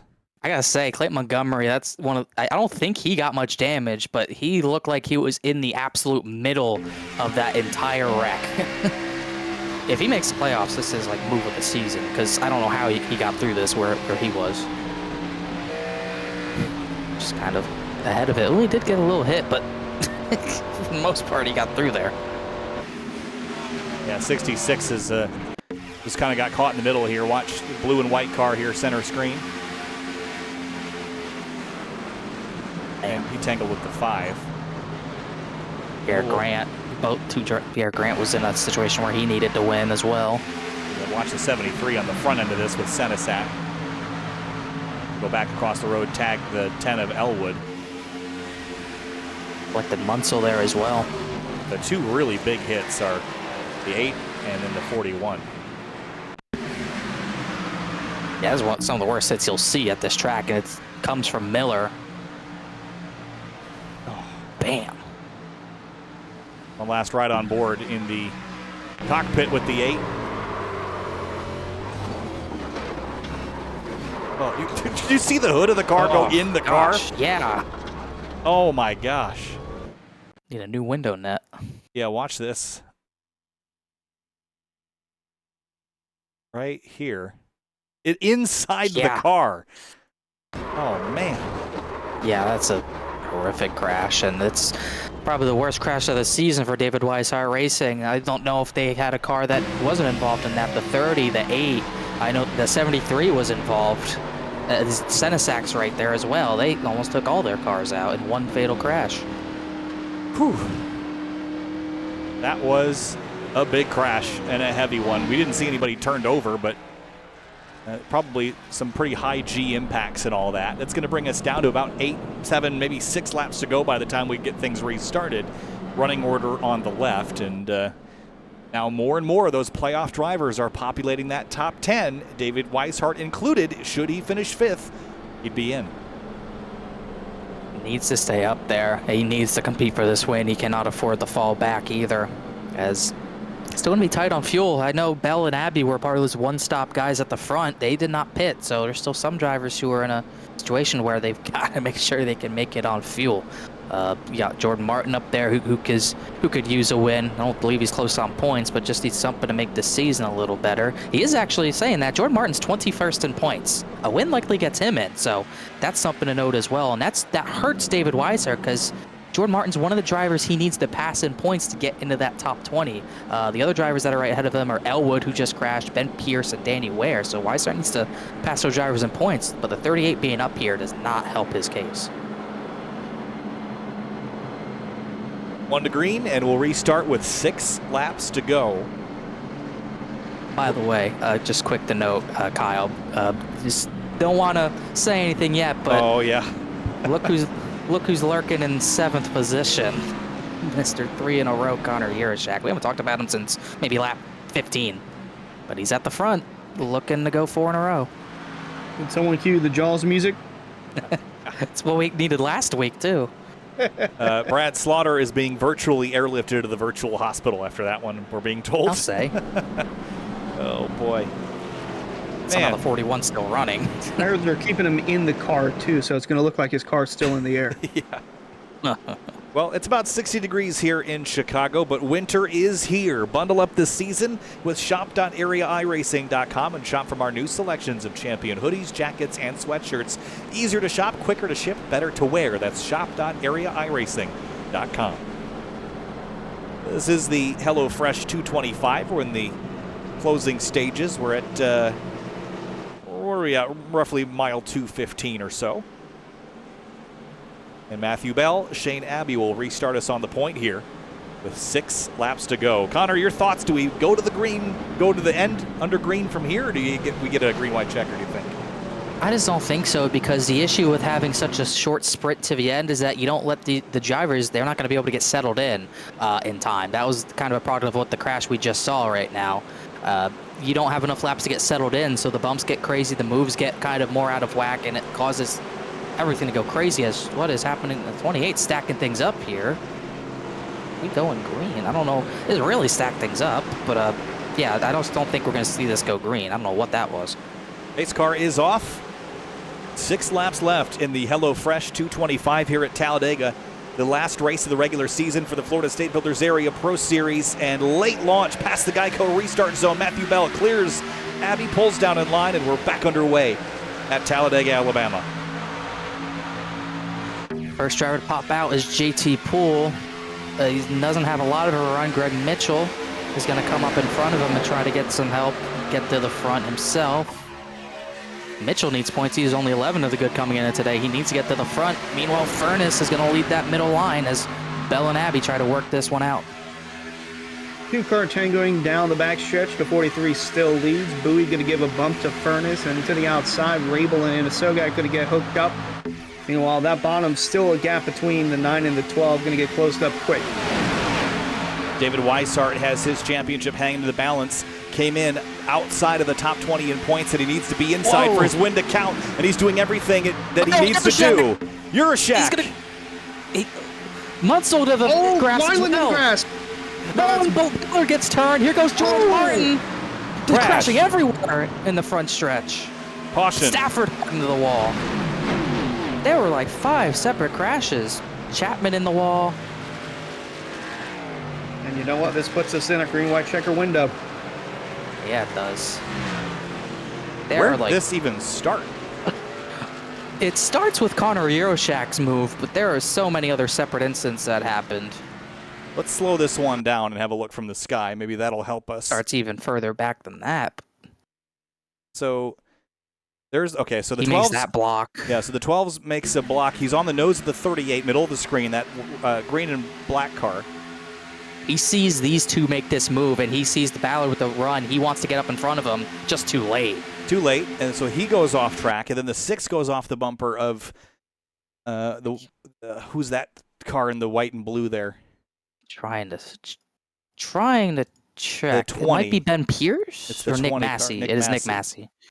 And then Wyland in the 66 had gone around, yeah? I mistook the 6 for the 66. Okay, I got it. think Devontae Ballard then got turned in the middle of the pack. Yeah, that's right where the next here. one is, off of Mason Kane. And then he comes back onto the road. Steve Durham in the 64 get together. And Brian Hart's carving his way through. What happened to the 1? He just That kinda was shot across the another road. separate thing. Oh, he got rear-ended. Alex Weaver Collects. in the Robertson Oh, man. and Massey. Massey took a big hit. 37 gets a pretty interesting perspective of this. Let's ride on board with him. I can find him on course, 27th at the moment. Let's take a ride with Richard Thomas. You see drivers peel off everywhere. There goes one, he lifts. There goes another, he lifts again. And then there it goes, then that happens. Here comes the 6, there's the 21. Wow. I don't know how you stay focused enough to get through that, but that was crazy. A lot of cars in a lot of places, but Thomas made it through, and we're going to get likely a green-white checkered here. I'm not sure if it'll be over distance. It's going to be close, though. It is going to be close. They need to get... they would have to be on 2 to green now to get it in regulation. Otherwise, it will be our one and only attempt. Danny Ware gets the lucky dog, as he was 38th place, so that'll put at the most 38 on a lead lap, bearing any retirements after that latest crash. Is still waiting on a few others to come out of pit lane, but all the craziness is not happening at the front, Hunter. I mean, it is still crazy at the front. It started with the move with the 33 and the 7, but everything's really kicking off behind the battle for what would be the win. Yeah, and it could result in, if this is the one and only green white checker attempt, it could result in a early ending to this race, because everyone at home and even us, we want to watch a green flag finish, but with the guys racing aggressively in the back, beating and banging, threading the needle more than others in the front, it makes that a little more challenging to have a green flag finish. I hope to see a green flag finish, but with the way they're racing in the back, I don't believe we will. I think we're going to get to the white, and I think it's going to be like it was on Monday. We're going to get to the white, and then, I mean, all bets are off at that point. Kind of how it ended last season here as well. So I know that's how the Truck Series race last season ended. Cameron Hearn sneaking his way through to get that win. Could be a similar thing for him. It could happen. We haven't talked about Cameron Hearn all night. He's in 13th position. He was up 28 points coming in tonight. So we did get a workout on that caution light Tuesday night. Maybe we'll see it again, as yeah, we should preface. They look like they're doubling up. They will be doubling up. This is going to be an overtime. No, this is going to be regulation. Oh, no, you're right. It will be regulation. So, ooh, okay. So we're going to have an opportunity for 2 more yellows then, one that will put us into overtime and then one in overtime that would end the race. If we get to that scenario where a caution would end the race, this light does not guarantee that the leader is in front. We've explored that many times, including on Monday, where Tuesday was it, where the caution comes out when the caution is decided upon by iRacing, not when the lights come on. Those are 2 different things, as we learned. We've learned a bunch of times in this series. There's got to be some record on SimTV for the most amount of caution finishes that were not convention, where the leader actually won the race at the moment of caution. So, yeah, it's weird that it broadcasted ORL, VRL, other series. It never seemed to happen. It didn't happen in stock cars. We had a couple times in the Indy Elite Series way back when, once at Fontana, where it happened for the first time. And it was just as confusing then as it is now, although now we've really learned to accept that it is not how it should be. But I understand with the ruling is we're going to go off iRacing scoring because it just makes it simpler and less open to interpretation, even though iRacing's interpretation is by NASCAR rules wrong, but that's all right. At least it's consistent. It's just funny because it's happened so much in area for some reason. It's probably happened almost a half a dozen times. Like I feel like it's happened 5 or 6 times now. It's probably only like 4, least, but it's happened at least twice to the same driver too. Yeah. And Jacob Bell, JT Poole was kind of a victim of it last night. After Travis Beckner took that checkered flag, anything could happen here. But the main thing to talk about here is that this might not be the last restart because this is in regulation, so things can get wild with David Weishart likely needing a great finish or a win to get in, and you still got to watch out for guys like Anna Sogak, Mason Kane, Villalobos. Guys are lurking here that are going to fight hard for their win. yeah, they would need the yellow to come out this lap, though. Once we get the white, this race is going to finish whether drivers are crossing the stripe forward or backwards. Green flag, 2 laps to go in the regular season here at Talladega. Bowie and Furness timed that out well. They got ahead of the 43. Villalobos and Mitchell. The 43 does get in the third, just squeezed in there as it's like Weishart's going to settle in fourth as all the craziness is at the back with drivers trying to get to the front quick. Here comes Euroshak again up the middle, Hunter. Oh, these guys are going to try and get as close to each other as possible. They're a little more spread out than what I would anticipate as Bell goes up to the middle lane, going to be leading that line.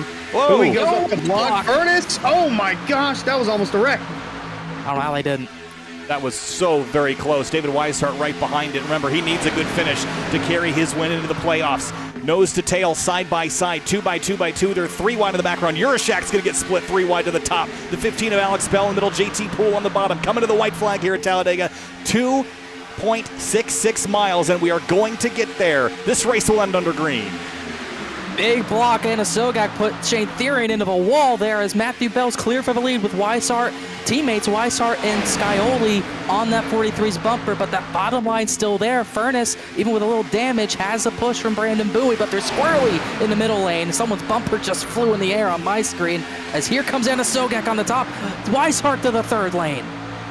Coming down the backstretch and into 3 for the final time. Furness leads the way. Bottom lane is moving completely fine. Middle lane and outside lane having some issues. Bowie right behind, giving Furness the shove with Abbey. Look Here out. comes the move in the turn 4. 28 gets split, sucker hole, middle. Here comes Shane Abbey in the 84. A big push to Brandon Bowie in the 23. They're going to crash. Look out, David Weishart. He gets tagged. Big crash coming to the checkers. Huge crash. Everybody's in it. To the checkers. Shane Abbey wins at Talladega, and it's pandemonium on the front straightaway. There are three cars tumbling. Someone just killed the inside wall, and through all that, David Weishart didn't even get to the line. He's out. Wow. You could kind of, if you know to read lips, he clearly said, gosh darn it, he's out. Made that 4 wide move to the outside, and all chaos just unfolded just mere yards away from the finish line. And in the end, Shane Abbey with a win reminiscent of just Anna Sogak back at Daytona in Season 4. The entire field wrecked behind him, and he scoots away with a win at Talladega. Gosh, I am shocked Weishart made that move to the top. It's risky. I get going for the win, but that's what can happen. JT Poole, third. I don't know how. Mason Kane, certainly fourth. Get him in. Shane Abbey wins this, overshadowed by, I have to say, that might be the worst. the most horrific crash I think I've ever seen in iRacing. That was horrific. There were so many drivers tumbling. We will go back and look at it, but let's let Shane Abbey celebrate here. What was his situation? Not even close. Okay, so not part-time, but someone who did have some good luck tonight. He's 39th Yeah, he's in points. 39th in points with 8 starts. This has not been a good season. Clay Montgomery, he got to the front. Eric Wineland wants us to show his onboard. We'll get to that eventually, but looks like Clayton Montgomery's going to be racing for a title potentially as well. And let's see where all this starts to happen. It starts right here. Yeah, through 3 and 4 here. The 33 up on top, and we saw it coming. The 28 had to throw the block. Shane Abbey goes to the bottom. And then somewhere in the middle of this. Right here, Matthew Bell slams Furness, and it starts everything. Just watch this. Look at how many bad hits. The 54 went upside down. Hood went into the The grandstands. 7, look at Rabel. Is that Chris Rabel? There might have been 5 drivers who flipped. I mean, this is ugly. Watch that 54 take this hit. Bam. He gets launched by the 38. Then the 7, I don't know. Oh, the Rabel gets launched. Then Jordan Martin. There goes the hood. Someone's got a collector's item. I thought I saw the 7 flip as well. Furnace took a huge hit. I think the 29 had a hellacious ride. Where did he end up? 25th place. And here is, gosh. Oh, man, it's already, God, he got so much airtime. Munsell almost went under him here, but he was right in the middle of this. Ain't happy, just a perfect run. He gets clobbered from behind and gets launched into the air like a kickball. Yeah, this is a home run if ever I've seen one. It's going to be Durham. Oh, and the 49 and Danny Ware. Gosh. He almost did 2 barrel rolls and almost landed it. I could have swore we saw so many. Gotta just dissect this. Oh my God, Senesac destroyed the one of Durham across the line as well. And then the 54, Ryan Swan, went for a heck of a tumble as well. Let's go back a little further to see where he got into the wall. He gets hit by Durham again. And the 7 flipped as well, so that's another one to look at. Plus the 38's flip. Oh, he gets hit in the roof. Ooh. Oh God! Yeah, Durham hits him again. Holy Punches off cow. Lascadas. And someone was ramping the inside. Oh my gosh! Oh yeah, there's that hit. Ed Robertson. Door. Oh my Holy God! cow! This is the biggest wreck I've ever seen. Eric Wyland still requesting his on board, and Bryce Senesac. Davey Hendricks was riding the inside wall. No, I think it was Ed Robertson. Yeah. Where did the 66 end up on track? He ended up in 24th position. They were these two were at the very back. So let's watch this. I mean, this is just. Oh my God! Gosh! Oh man!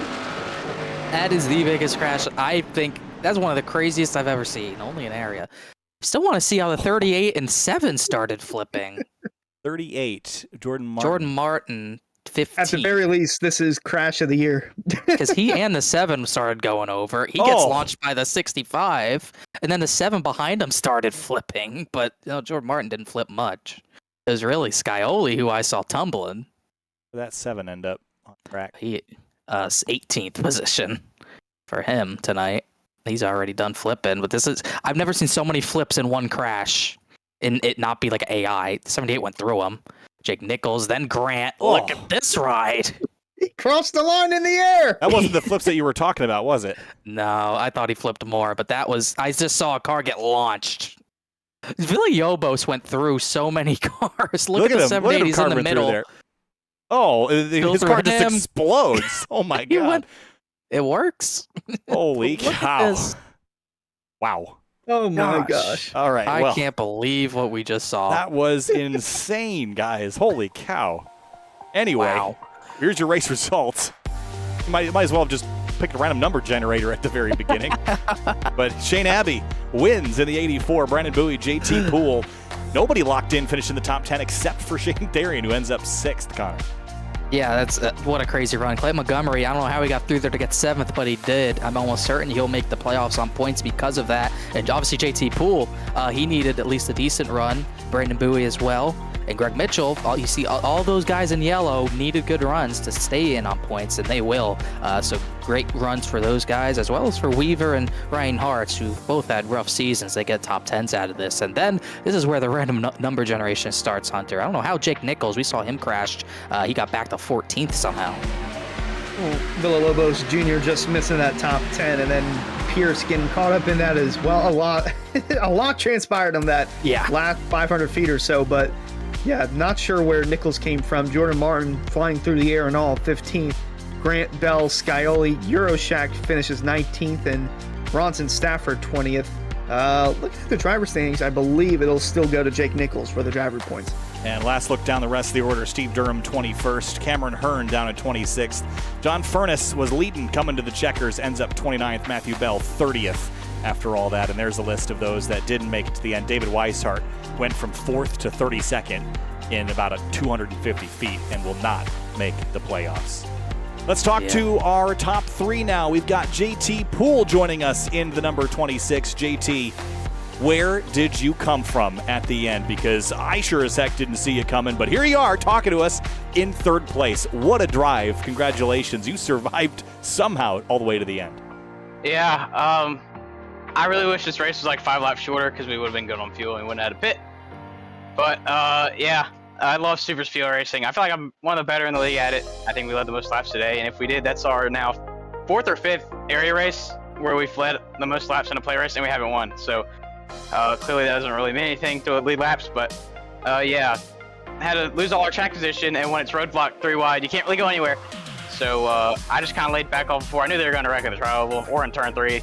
Having to be the trial oval. They wrecked up the track, so I went low, and then they wrecked back down the track, so I went to the grass, did some landscaping for Calusa Pines, and came across 3rd. Beat Mason in the line. That was all I cared about. We were having a laugh about it, so yeah, I really wish you could have won, but I'll take another podium finish.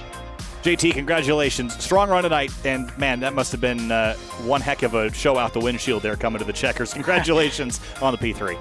Yeah, thank you.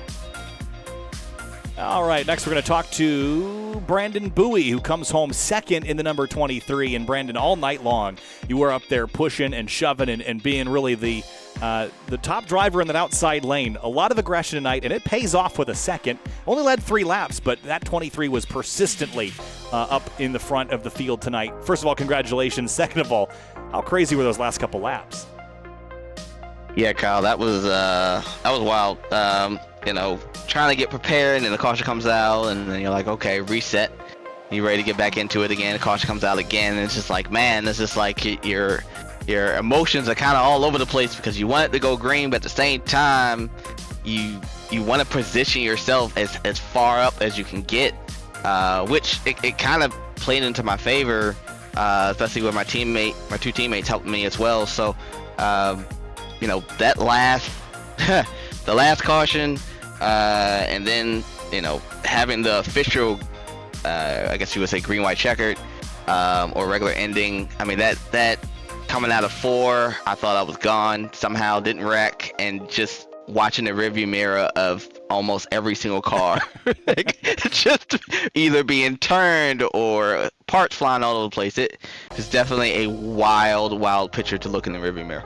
Well, certainly the second was a great result for you, though. But what's the goal for the rest of the season now? We've got our handful of playoff races, and next week we're headed off to Bristol for some short track racing. So how do you feel about the playoffs from here on out? Well, unfortunately, there's a possibility I might not make the cutoff race for the first round, but we're going to see how it shakes out. You know, maybe I could pull a win out of the hat at Bristol. Bristol is not my best race at all. But we're going to see what happens, and, you know, if it's meant to be, then we'll move on to the next round. If not, it's been a pretty decent season so far, so I can't really complain. Brandon Bowie in the number 23 Toyota, second tonight after outlasting the carnage at the end. Brennan, congratulations. Thanks, Kyle. Thank you. And Shane Abbey, Mr. Where Did He Come From at the end there? Started 25th, and you end up winning. The seas parted there at the end, and all of a sudden the rearview mirror just got cars upside down and backwards and flying through the air, and your Body Armor 84 is in victory lane. How do you feel? I'm still shocked that we even won. I didn't think I had a chance on the green, white, checkered there. I was just gonna push Matt to the front and hope he can get it, but just the seas parted at the right time, and one last shot from Jordan at the end. Everything just went my way there. How do you balance the aggression versus the strategy? This race was a bit interesting because we had, you know, the 2-stop strategy, the 1-stop strategy, a caution around lap 70 or so. So what was the primary driver in the direction that you went with strategy tonight that put you in position to win? Well, I knew it was going to come down to fuel strategy once I figured out you can make it on just 1 stop, barely. But I was hoping, like, as soon as I figured out, which was like 15 laps in, I was hoping I could just figure it out and just ride around and just save enough. And luckily I made it to where we all pitted that one time, and then everything was just on from there. Shane, congratulations, man. That was a fun one to watch there at the end, and the big crash behind you was all in the rear view. Margin of victory, just over a 1/10 of a second, which sounds like a mile here at Talladega, but I think pretty much everybody behind you is airborne. So congratulations. Enjoy this one. You made it to the checkers and with a car in one piece. So enjoy that. Congrats. Thank you. I appreciate it. Real quick, I just wanted to say thanks to you guys for throwing on the show. I want to say thanks to the team, Matt, Alex, Ryan, and Jordan. And then also shout out to Jalen and Matt back at work, tuning in. I'll see you guys on Sunday. Shane, thanks a lot. Congratulations on winning Talladega, and we'll see you next time. Thank you. All right, guys. Wow. wow. Let's go back full speed one more time and have a look at the finish from the flag stand and really get the full perspective of the chaos that ensued. Connor, this was a finish for the ages. Probably one of the most brutal crashes I've seen in iRacing. Yeah, it's definitely one of the worst. It almost took everyone out. There were not many drivers that survived this one, literally and figuratively. But you can see multiple drivers flipping, multiple big hits. Just unreal what Talladega provides. We've seen it before on the final lap. Nothing quite like that in the tri-oval especially. I'm sure we'll see it again in the future, but a crazy way for the HelloFresh 225 to conclude for sure. It did get done in regulation, but wow, what a crazy way to do it. And Shane Abbey, somehow Hunter snuck through all of that. That is the beauty of Talladega, because everyone has a shot. No matter how good you are or how bad you are, you still have a shot, and we saw almost everyone have a good shot at winning this race. Quite a chaotic ending. In the very end, though, Shane Abbey stealing the young girls' hearts just like Gene and Roy, getting the job done at Talladega. And that's his first career win, too. So what a way to get your first career win. And like I said earlier, reminiscent of the Just and the Sogak, where he came off turn 2 at Talladega, Daytona in Season 4. Everyone wrecked behind him, and he just had a straight line to the finish and no one pressuring him, kind of similar to what we saw with Shane Abbey. So congrats on the win, and it gives Shane Abbey a whole new outlook on the rest of the season. Yeah. Oh, man, the Talladega Banks giveth and the Talladega Banks taketh away. The 33 will miss the playoffs. And, yeah, this track might be built on Native American burial ground, but I just have to dig a hole in the infield and fill it with all the race cars that we're going to have to leave here. They won't roll onto a trailer, and they might not roll onto a trailer after next week's race either. Bristol, where the playoffs kick off, 188 laps for 100 miles next week from Bristol, Tennessee. We'll see you there. Kyle Heyer, Hunter Slempe, and Connor Horn bringing you the action. And we'll see you next week for Bristol All 3 Series for the area playoffs of the Cup Series on Monday. We'll see you next time.